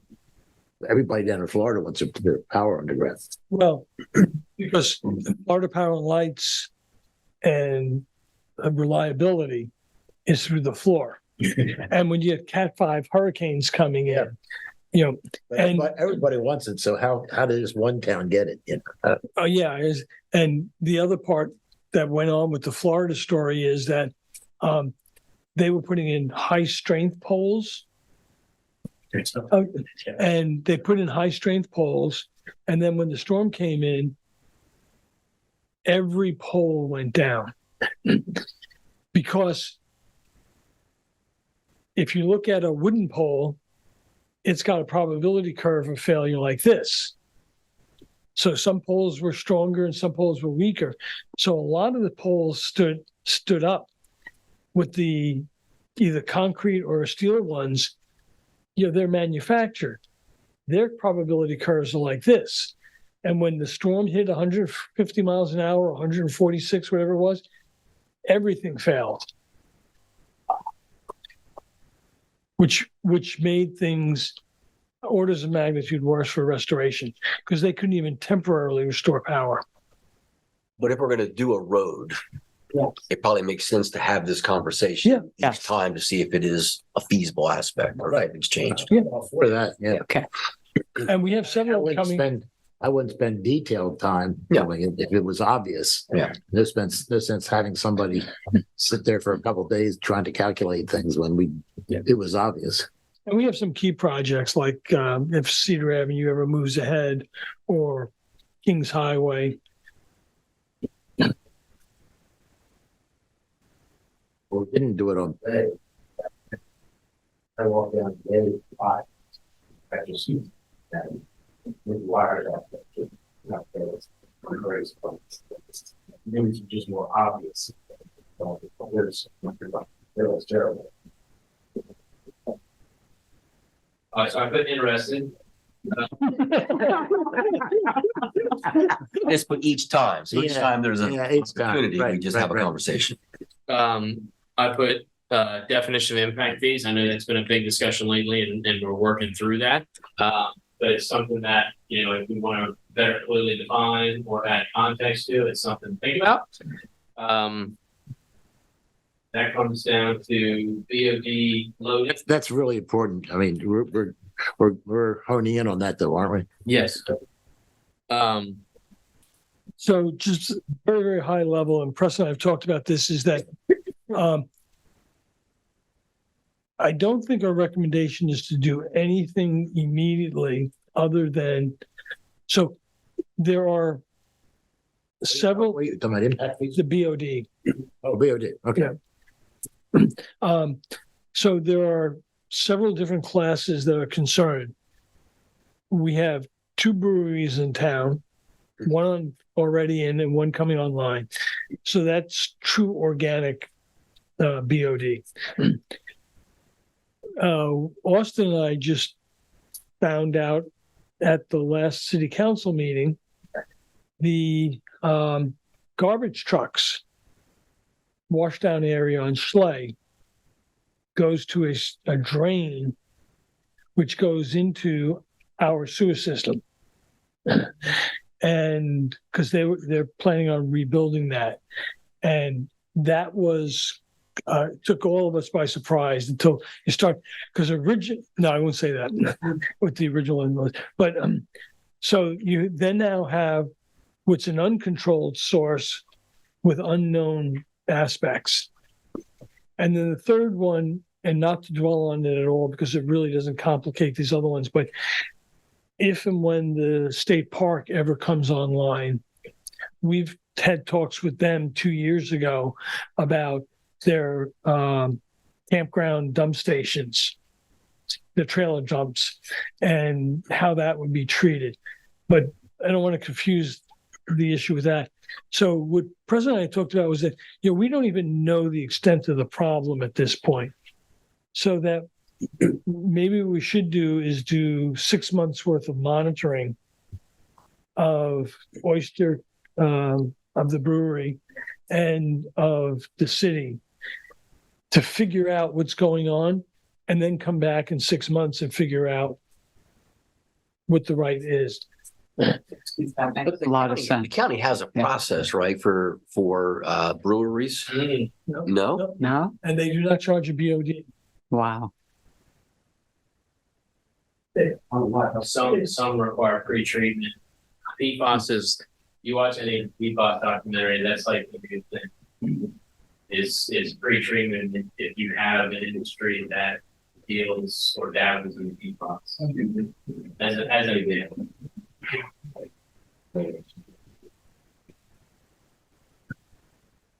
Okay. So we have agreement that we do 6 months worth of monitoring, and then come back and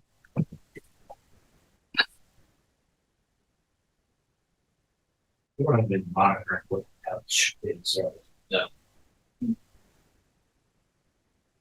that going to be a capital sampling equipment, capital expense or capital cost? It's just one that we'll have to sit down and go through. There's a lot of stuff coming down the pike from the regulatory side. So every time you add things to do, it's you have to find time to do them at the same time. So it's something that we'll have to keep in mind. Sure.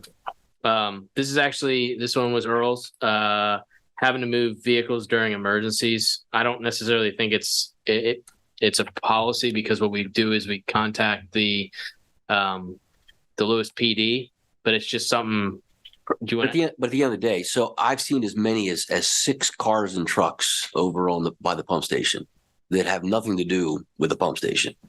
So it becomes a bit of a parking lot sometimes, particularly with, Pump Station 4. yeah, whether it's the 4th of July, it's always full, right? So I've seen it full more than I would have expected. So I think having signs that say that you're not, because if you don't have a sign, someone says, well, I can park there. The police are going to, give it a buy probably. But I think having a sign that say, restricted vehicles or something, I don't know what it says, but just so we don't have to have an emergency and not be able to get into the pump station. Well, that's fair. We'll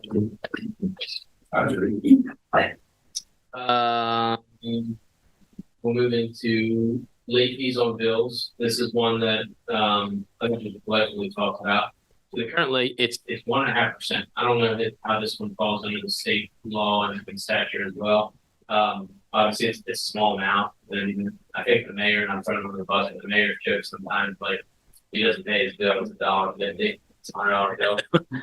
But just something to keep in the back of your mind if it's something that you want us to look into. I think we have looked at other municipals around us, but we can double check. How often do people pay late? I'm just curious. A lot, because it's only $1.50. So I should start doing that as well. Not infrequent. Yeah. Oh. I didn't know I had to. I thought I was on the board. Do you think it's on purpose a lot, or do you think it's just they forgot it this month? It's not a priority because it has impact them. I was going to say, and the other thing is, going back into the tariff a little bit here. One of the things that we do that, is unique is Suzanne spends a lot of time calling people to remind them to pay the bill when she really doesn't have to do that, but she does it. And that's where it's like, now you're going above and beyond the tariff. So is that your expectation? Because she repetitively calls the same people to remind them to pay the bill.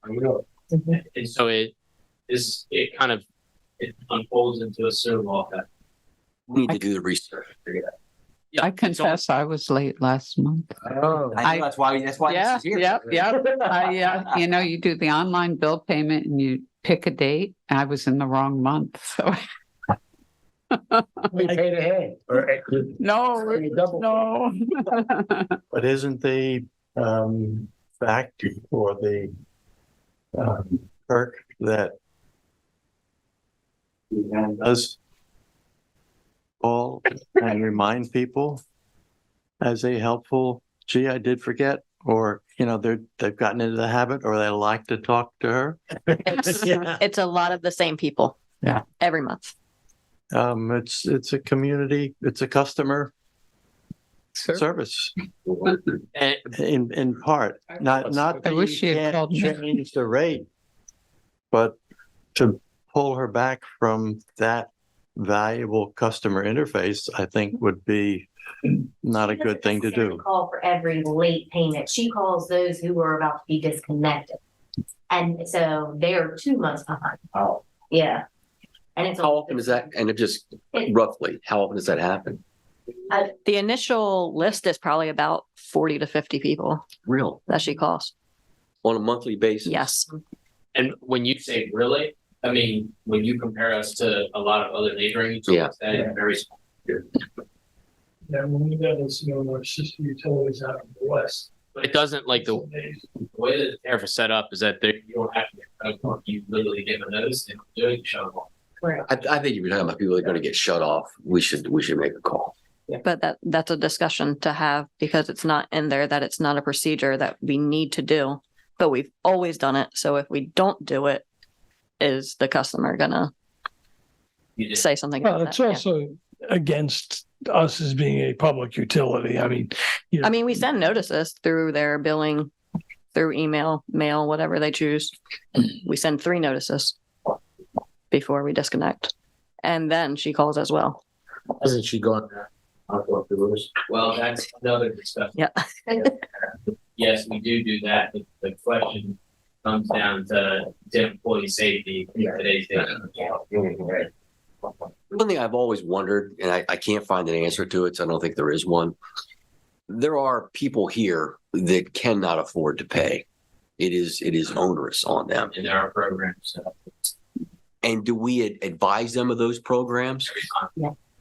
And a lot of them use them. If Suzanne recommends it, she will walk them through the process. Okay, good. Oh, yeah. St. Institute Paul, Catholic Charities. Mm-hmm. Okay. Mm-hmm. Yeah. So no one would tend to go without. No, they have options. Yeah. Okay. Yeah. Okay. Well, I mean, how many disconnects do we do? Other I'm than for Eight. say under 10 Yeah. A year, A month. a month. And usually as soon as they see somebody coming up, they're like, oh, we've got the money. Yeah. 10 scheduled, but the number of ones they've actually do, it's 50% of that maybe. Mhm. It's still ridiculously low compared to others, but it's just when AMI comes, that's going to add a whole nother discussion topic because you don't have to leave the computer desk. You can click a button and it shuts them off. So there is no engagement at all. There's nobody coming in the door. There's nobody taking payments. And that's another discussion, taking payments at the door. I remember when we were at another board, they actually had credit cards. They had a process in Seaford where you could actually swipe a credit card to turn your heat on. Yep. For some period of time. Yeah, it's like a pay as you go. Yeah. Are the disconnects mostly places that are not occupied year round? No. No. Oh, no. Wow. And there are also, we have the Roundup Plus program, which we match Catholic Charity Roundup. Electric bill in option It's on our. $1 or $2 or okay. Yep. Okay. Roundup Yeah. to the dollar, Yeah. Roundup Plus is Roundup beyond that. Okay. Emergency spending. Earl, this kind of ties into emergency spending and line of credit usage. If something happens and it's an emergency, is there a threshold that you want, or you just want us to move and have the problem fixed? It kind of comes back to the line of credit, because if you come into like what I deem as an emergency, there's a chance that you don't have the cash to just snap your fingers and have it done. So that's where the emergency line of credit comes in. And that's one of the ones that Earl had said is really drafting some sort of framework to, okay, how is this being used? How is it used? The process for it to be used, for approval. Yeah, you got any. you need a definition of it. Urgency first. Like you had one of these just recently, right? $50,000 or something like that.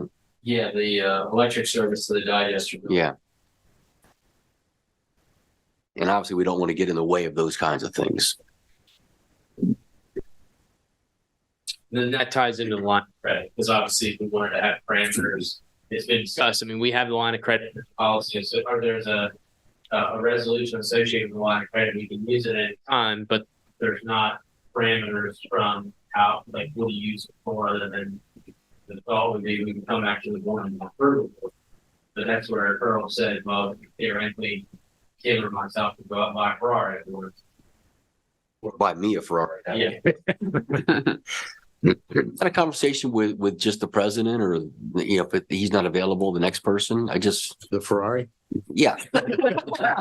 You've got the red speed car. No, I think that's one that we just have to figure out whether it just wants to be a phone call, or if you want it to be any expense that's deemed not an emergency, if you use the line of credit, look back and work for approval. Something like that. Yeah, so the emergency expense should be out to the board. Streamline, understanding the control aspect of it. EV charging stations, obviously we discussed this many times, but the current charging stations do not collect any revenue. We've actually pulled from the green energy fund to help subsidize it. Originally we had asked if the city wanted to take the lead on it, and it hasn't really. There was a discussion of it about a year ago, and it didn't really go anywhere. They were looking for grant funds. I did have a conversation with Scott Lynch, and they do sell stations and you can get subsidy for them. And essentially, you use a credit card and pay by the usage. If that's something that you guys want us to investigate and move forward on, we would just want to create a rate that's specific to EV charging, and we will. Wasn't Tim looking at this? Yeah, from the city perspective, because a lot of the area is parking, and then it comes down to who's going to police the parking spots, because if you have an EV charging station that's there and a person that doesn't have an EV parks there, the person that wants to charge calls who? Are they going to call us, and then we got to go and then tell Richard. Yeah, that's the reason why we talk. Yeah, Well, and the original spot they wanted to put the charging station was out by the Dale Market, but it's in a floodplain. So, so it's just one of those things. and then the other one, If you guys are interested in pursuing that, or we get new charging stations that will pay for KWH, then we'll move. Because I think we can use green energy funds to do it, which we continue to put away in escrow. I mean, I think when they originally were installed, it was the birth of the industry. Yep. But now I feel there are people who are, Taking a bit. I was trying to look for a better word, Earl, but yes, Did I see your car down there in the other? I have never charged. Other I did see than the last car down there all 42-cent dark. charge I did Yeah, one worse than me. on 301. Yeah. Oh, really? There you go. So I think going to an EV charging rate and pursuing EV chargers. So the city's out. Is that what you're? They haven't indicated that they're going to move forward with any sort of the original discussion, from what I can remember, is they were looking to put an amount here for that for municipal charging. But again, we have to figure out if we're going to try and if we're going to have a municipal rate for this, or if it's going to be free charging, and if we want to replace like the ones that were put in for a subsidy, for notice and down flood. My recommendation is we put something in to start creating revenue. I How agree. much revenue are you projecting is? Every year, I don't know, because I don't know what the mechanism, we haven't really dabbled. What's the range of order of magnitude that could exist? More than what we're making today. Yeah. And how much is it costing us today? Nothing. No, it is. I believe Chris keeps track of it, but it's not a low amount. I mean, Yeah, it's I don't know the numbers off the top of my head, but we do have the information. So for thousands. It's not hundreds, it's thousands. Tesla supercharger, these are not supercharging. The rate is depending upon congestion. So it's typically 24 to 36 cents. But then at peak times, I think the last time I charged coming home from Thanksgiving, it was 42 cents. Oh, wow. Per kilowatt hour. So that we're charging 12 cents a kilowatt hour, if I remember, For what? for electricity to homeowners. Yes. Between 12 and 13. Yeah. So that gives you, it's at least, the lowest is 2 times more, but in reality, it's usually 3 times or 4 times more. Now, I've not used ChargeMo and the other ones in any recent time, but There's interest. I mean, I'd like to encourage them, but I think it's a city decision. I mean, so. But are they going to do anything? They haven't indicated that they're going to move forward with the project. So this is really whether or not the board moves forward with a project that replaces the charging stations with ones that can accept a credit card and we start charging for payment But we're spending thousands of dollars a month, right? year. A year. Okay. So, what would be the cost of the replacement? How would they do? Well, there's grant opportunities, and we can potentially use green energy funds to fund it, which we already have an escrow now that we continually can just keep putting money to. They used it for street light replacement. We used to pay out everybody that had the subsidy for solar back in early, like 2008 to 2012 timeframe. So it's a fund that we continually contribute to that we can use for projects like these. have it done. So the ones that we own are just the ones that are on Slay, or do we own the ones? And Both, also by yeah. doing, But those we shouldn't have there because of flood? No, that was a discussion of if we put new infrastructure in, like they put a pad mount transformer, that pad mount transformer would be, well, so then that goes into the mitigation committee's discussion of at what point does infrastructure be brought up above floodplain freeboard? How far above would that have to come? How far? About 4 feet Wow. to be above. Yeah. But they're currently fed from an overhead service. That was done back in like 2016, 2017. and then also the charges would be the law flood standards. Yeah. But what I'm hearing is that there's interest to it, but yeah, we can circle back. We need city approval for any of this.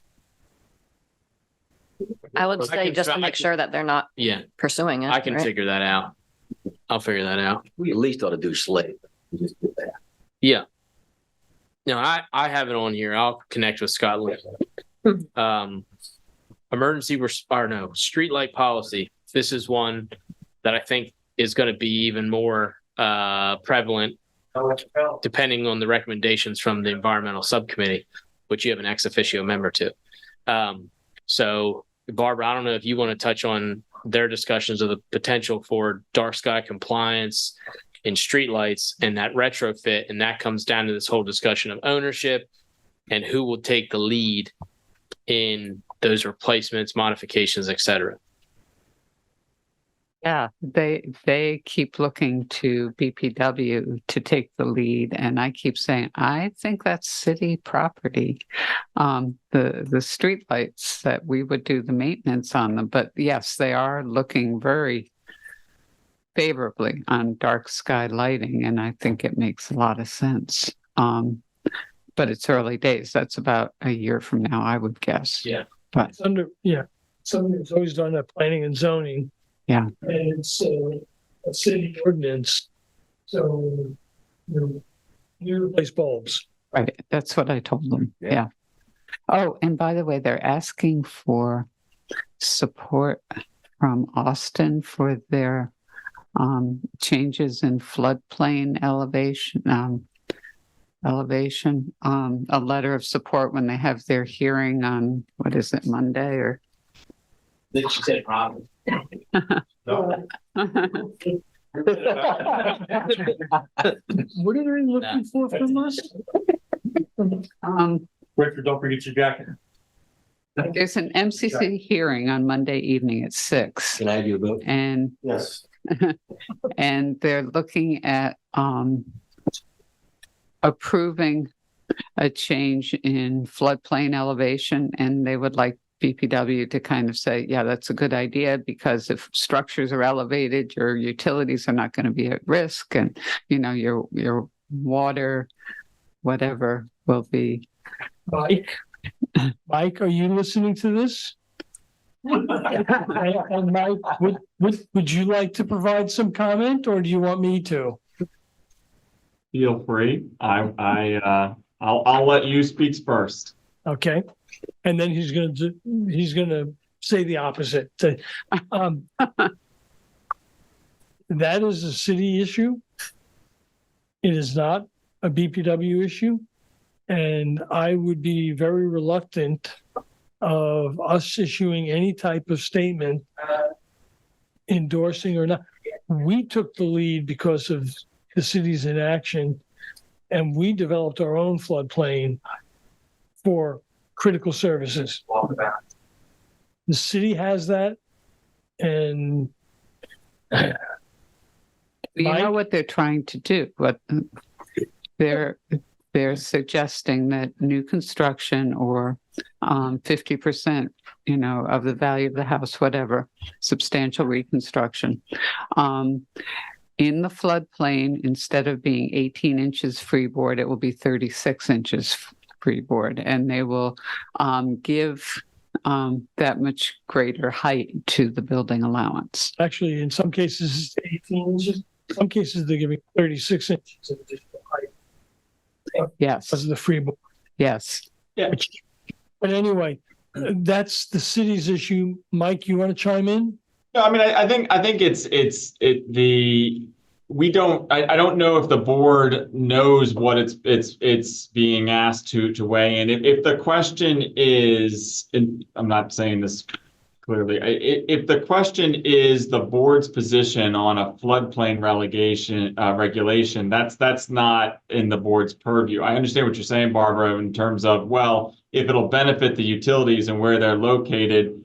But then that begs the question of understanding how that is in fact the case. In other words, how does this regulation then do that for the utilities such that the board can weigh in? If the board's not an active participant in developing that a board-related element of the policy, then you're just asking the board to weigh into floodplain policy, which is more appropriate for the city. Well, couldn't we, I mean, not that we want to get in and fight with it, but couldn't we require that, like, say, meters on the house have to be raised on the house, or our transformers have to be raised? Those are our things, or things that we control. So we could say that we're doing this, but I wouldn't get into that even because we don't get in the middle. And that's my point, Press. I mean, that's exactly right. If there's a discussion on a policy in terms of things like that, things that affect the utility, absolutely, the board should be at the table. The board can be a participant, and depending on what that is, the board may support or not.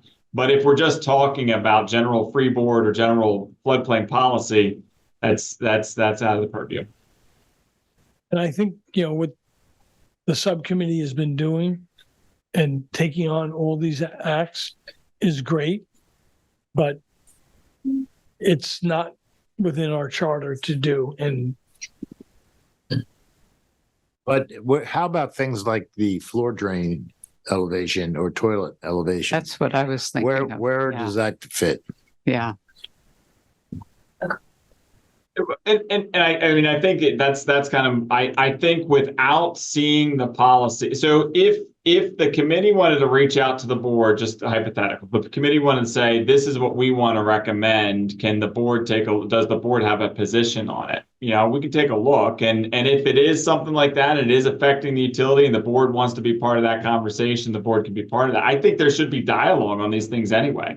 There should be constant dialogue and conversation. My concern is what's being asked for a Monday meeting on this Thursday is a general support, and I'm not sure I understand what that is, and I'm not so sure the board can weigh in without knowing what that is. yeah, and as far as general communication, I mean, that's why Barbara is appointed as the liaison. Yep. To provide that. And yes, we've talked about floor drains, low toilets and stuff like that. Obviously, increasing the freeboard helps that. But I still go back to, unless we want to write a policy that says no drains can be below a certain elevation. Again, whose purview is that? They've got the plumbing code. Yeah. It's their plumbing code.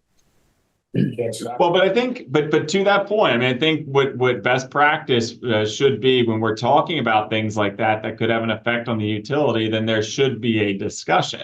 And the board should have a seat at that table, and we should be working collaboratively on those pieces. If there's anything that's going to affect or could affect the utilities, that's best practice. That, for me, is a separate question from there's an action in front of Mayor and City Council on Monday. We want the board to endorse it. My point back to that is best practice is if there's a request for the board to endorse something, that should be presented to the board, and then the board can decide whether it's something that it wants to weigh into. I just don't know if that's occurred.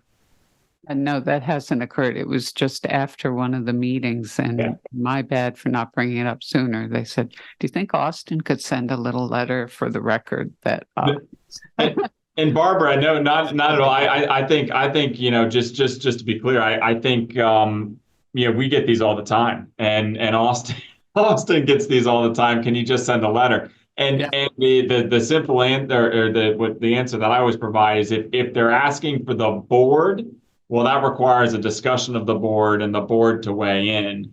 And it's something like this where we're talking policy and endorsing policy, that would be something that the board would weigh in, and the board needs to know what that is in order to weigh in. By the way, I'm not an ex officio on the Environment Committee. I'm full voting member. Yeah, odd. Oh, yeah, okay. I'm sorry, you're right. You were on there before you came on the board. Yes, Yeah, you're ex officio on planning commission. yes, Okay, yes. my bad.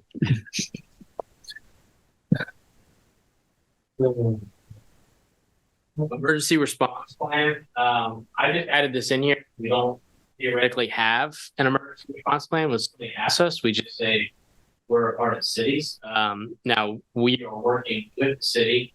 Hit a little bit of a hiccup in our last meeting with the group that we're trying to work through just for clarity. But we're trying to figure out a way to implement Board of Public Works into the emergency response plan. You know, either as a unit. What are they? Unified command. No, it's not a unified command. It's like an organizational unit within the plan. We move operations unit. We have our own section within the emergency response plan. Originally, we were trying to like mend us both into one document. But we're working through kind of like roles and responsibilities. So it's just something we had on here. We didn't know if you just wanted to stick with that. We're just following what the city does as far as their emergency response plan, or if you wanted to develop something more formal. I personally think we need some more, That would be BPW specific. either as a subsection of theirs or Well, we talked about actually utilizing our section of the emergency response plan as our emergency response plan, like our individual. Yes, I mean, there are some things that initiate the emergency response plans, which clearly we don't have a role or a leading role in. But post-storm, all of that, frankly, we probably have as much, if not more, of an impact than the city does. And the fact that we don't sit on, that's my feeling. Yeah. We were in that session with them, right? Where we all got together and we got those badges with our pictures on it so we can get into different areas or different zones. You got a special phone, I think, that gives you the ability to talk to them or something. Yeah, and we don't have that. They okay. No, it's satellite phone. We have satellite Can't phones. talk, sorry. They don't have. So we can work on that. I threw this one on here because we passed it, but one of the things is, and we've discussed it, is we have, our current policies say you need to take water and sewer together.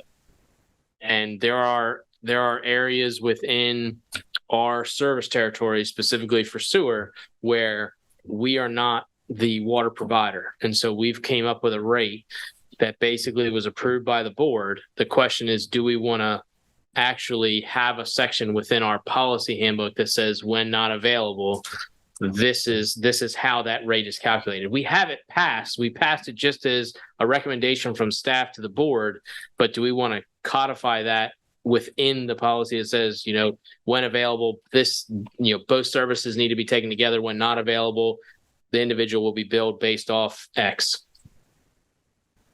that make sense? That should be definitely paper. Okay.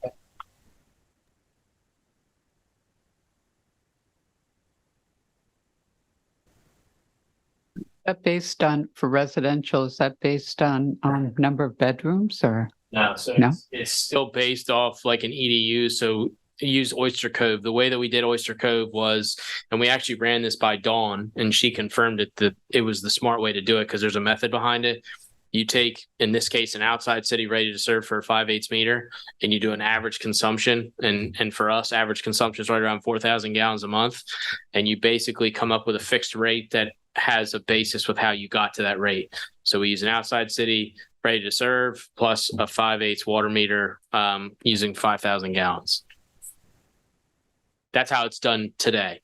But we're just bringing it up because the way that our rates are structured is that you can't be you can be a sewer customer without water, but you use a water meter to calculate the sewer usage. So if you're not the water provider, then how do you calculate the sewer usage?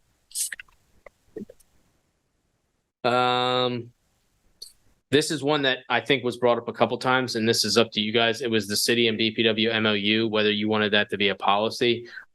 Mike's shaking his head, so that's easy. We can skip right by that one. Well, and it's an agreement. I mean, Yeah. it's already documented. That's the original one that we solved the dispute. Goes till 2025. So 2026, signed in 21. It seems longer. Um, I didn't have gray hair. One was the formal policy for a spokesperson for the BPW. I believe the bylaws say that, Tom, you're the spokesperson, but the question is, in your absence, do you want to dictate who that is, or do you just want it to be assumed that it's me? It's not written that way already. I can't remember. It's just that. Tim, and my thought was that there's times you want to do it, and there's times that you want Austin to do it, and I think you should have the ability to delegate. Or to Whoever, yeah.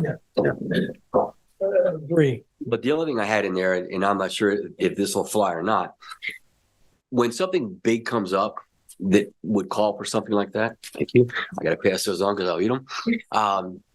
I think if the board in general has talking points, so you're out there going to talk to the press, if we could at least have what you're saying in like the 5 bullets so that we can be supportive when we get asked questions, I think that would be helpful. Okay. Did everyone see the Coast Life? No. It isn't. Well, he was eloquent. I was not so. Well, but it was about DMAC had coordinated it, and they wanted to come out for the Christmas lights. They want to do it again. They just text me once. What? Yeah, it's Earl and Robin's time. So about To the policy. No, I wouldn't approve that policy. just before Thanksgiving, we went out. It was in front of the overfalls. We ran through it once. They decided they didn't like it. Then what's her name from DMAC stepped in and said, "Okay, this is the way you're going to do it." I'm saying that facetiously. Great points. And we did it again. And it was about a 10, 15-minute interview. And it was on Coast Life last night or yesterday afternoon. But that's an example where we should have known that, right? Because someone's going to come up and say something. definitely know it next time. I have no You idea. do it. No. I'm not looking to be in the game. I'm just saying we should all have the information. Okay, so we got that one.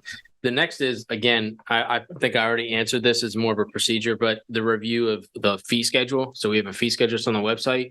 How often do you want it reviewed? Do you just want like staff to reach out to other municipals to look at it? I think that's a fair way. Like staff can come back to you guys when we feel it needs to be updated. So I'm gonna keep that as procedure. This is one that I added just because it recently came up.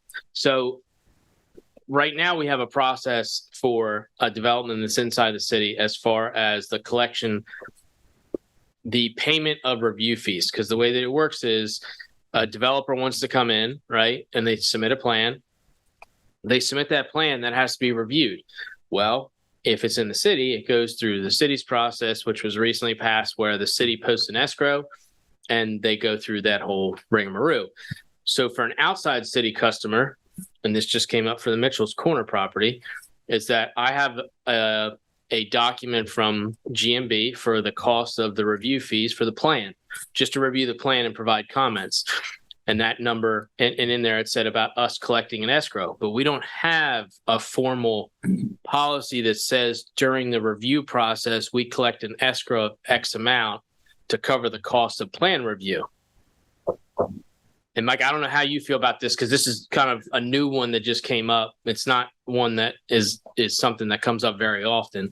But if we had something that said, you know, for the review of a plan prior to approval by county council or wherever it may be, for example, this one I think was like $10,000. So do we put in there, they need to post $10,000 for us to be able to review the plan, or do we just do kind of what we did before the city was involved, which is where when we got a bill, we just billed the developer?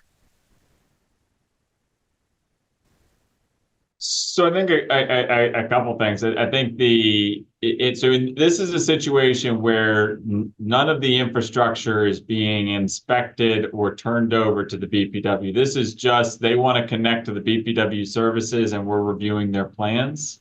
No, so it's a development. It's Mitchell's Corner. But what they did was they submitted preliminary plans. We're starting to go through them now, and it's just the preliminary development plans that show and I don't even think it went to county council for final approval yet. Yeah, these are like high level utility plans for us to comment on.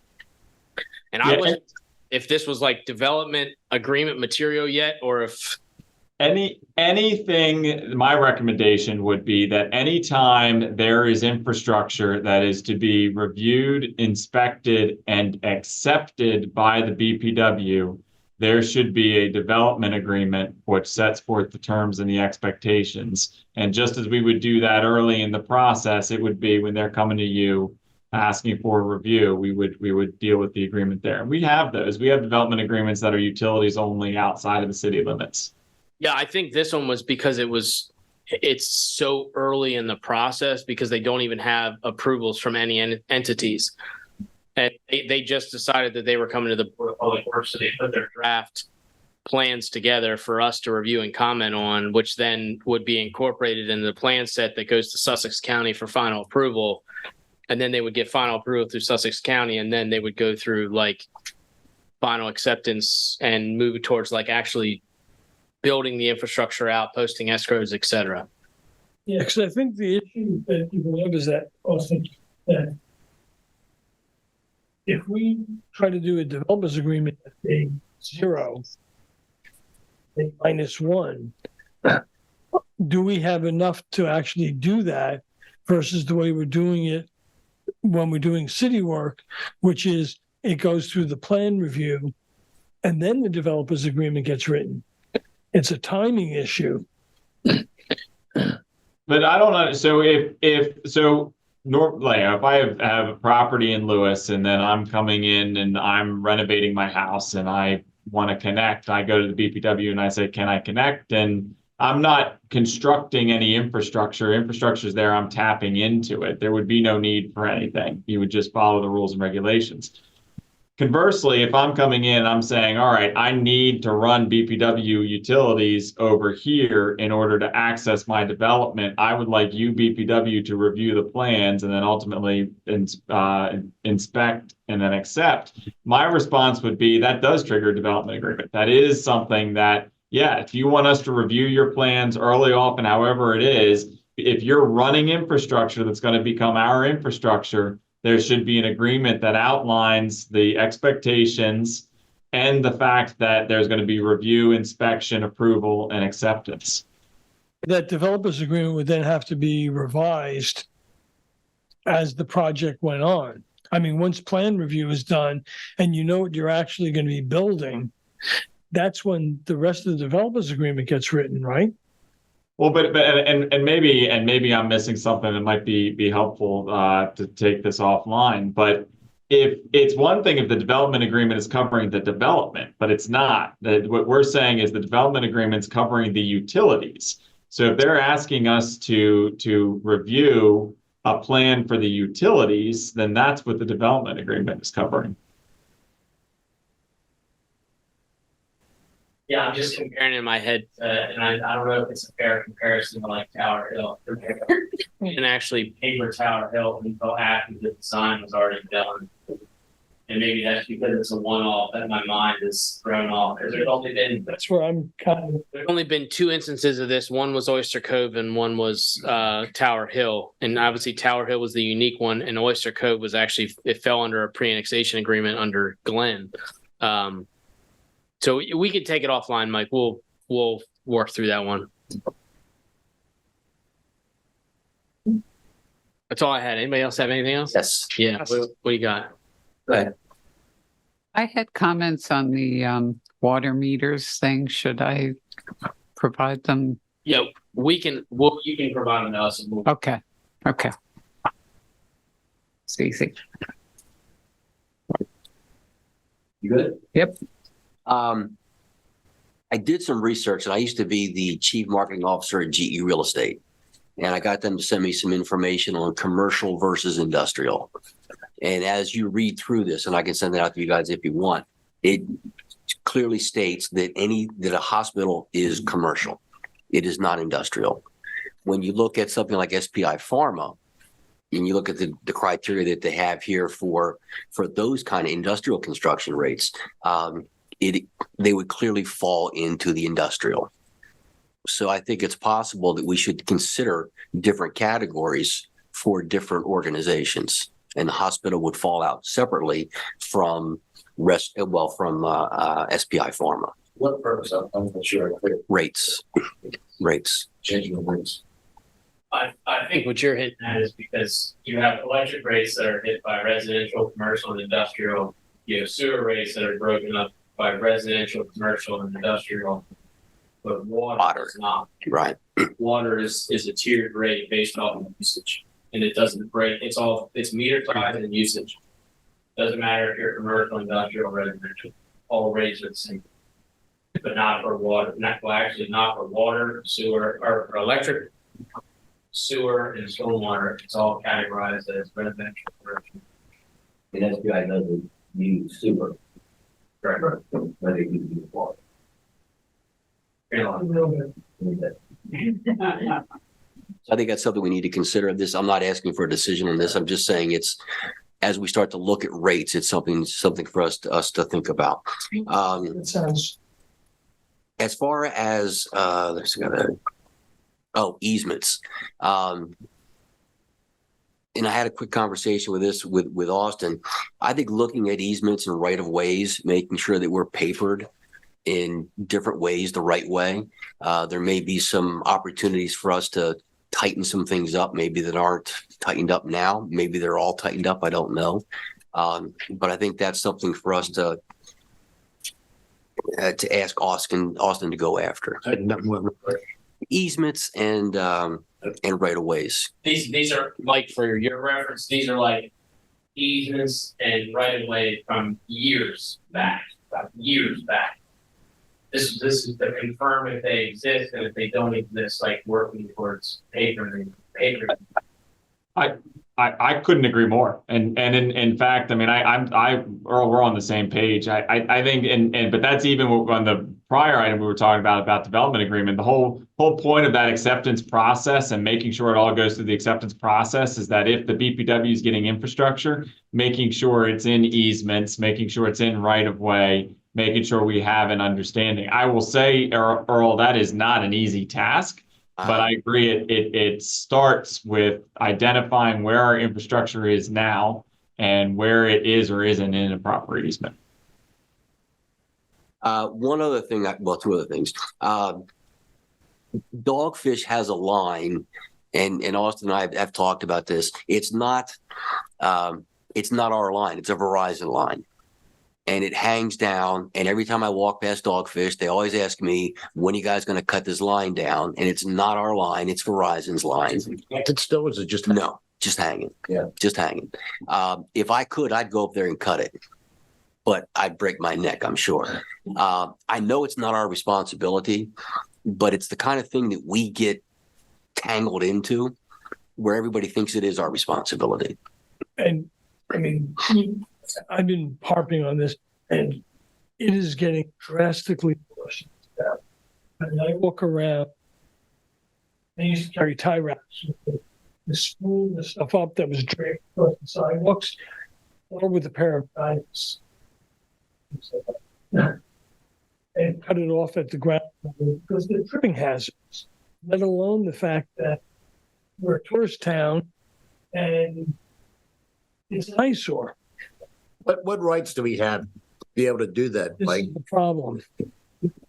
Well, I mean, when we dive into the electric tariff, it does mention a little bit, but it doesn't have any way for us to enforce it. So that may be something that we need to look at when we look at the electric tariff. That was one of our suggestions. And the complication, though, as I remember it, though, is that the electric tariff covers pole attachments Mhm. to our poles.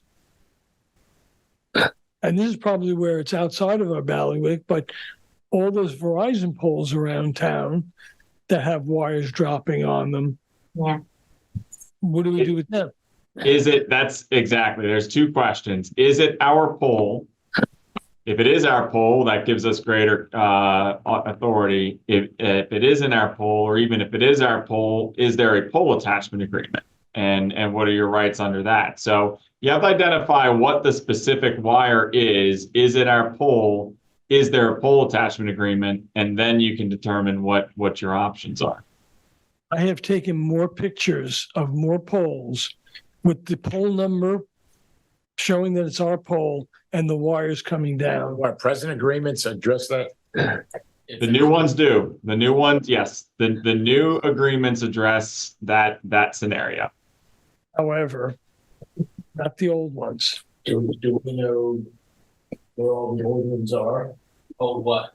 The pole attachments. You're saying they're not all code. There are certain entities that do not have all that agreements. We have to get, We don't have. can't get them.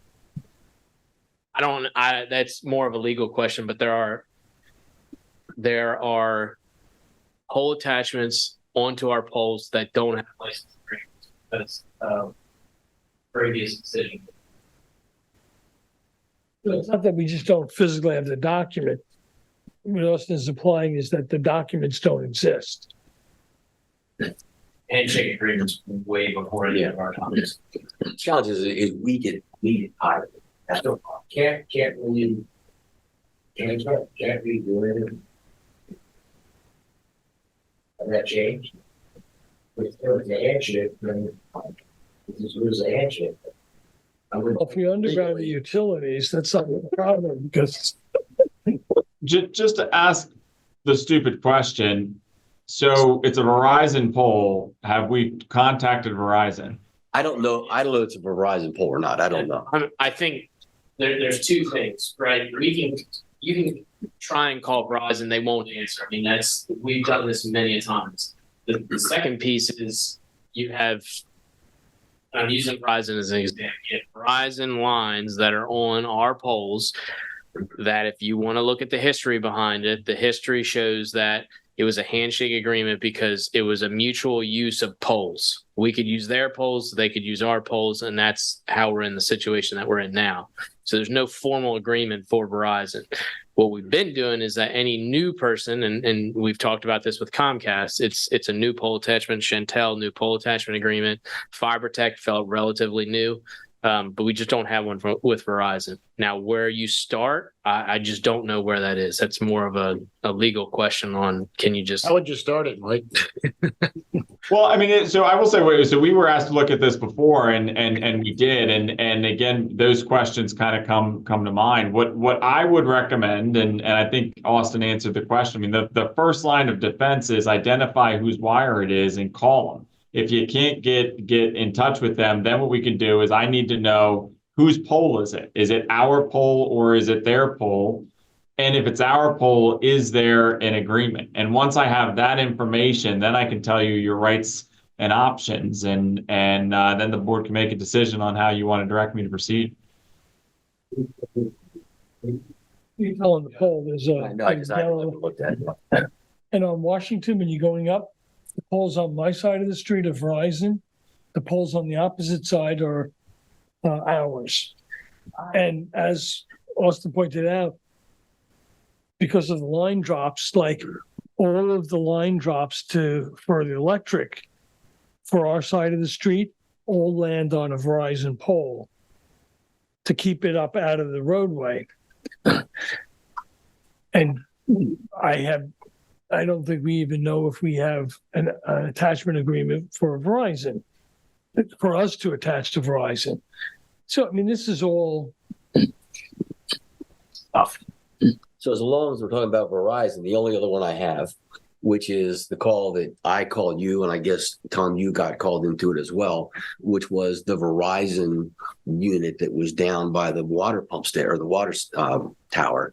I must have got 5 calls on that. And I called the police. Well, I don't know what it was. It was the generator. It was really loud, and everybody was calling me to complain about it. And I called the police and said, look, you're going to get more calls. There's nothing we can do. It's on them at this point, blah, blah, blah. Verizon. I think it was AT&T actually. Yeah. The new one on the back is AT&T. No, we thought it was Verizon. That was, but it was the one open back by Blackstone. I was actually standing across from it. I just screwed up. But I don't know if there's a way to tie that into it or not. I mean, that was a nuisance for a long time for people. We have existing agreements for like the water tower usage. The problem is that we called, like Josh stayed and he called and waited until they came. Yeah. Because they couldn't do it remotely. They had to send somebody down. So he waited and, So they reacted. It just took time because they had to come in remotely or come in in person. Okay, got it. Never mind.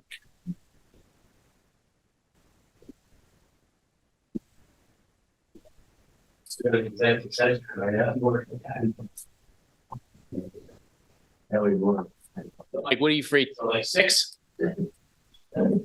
So for the executive session, do you want to roll right into that?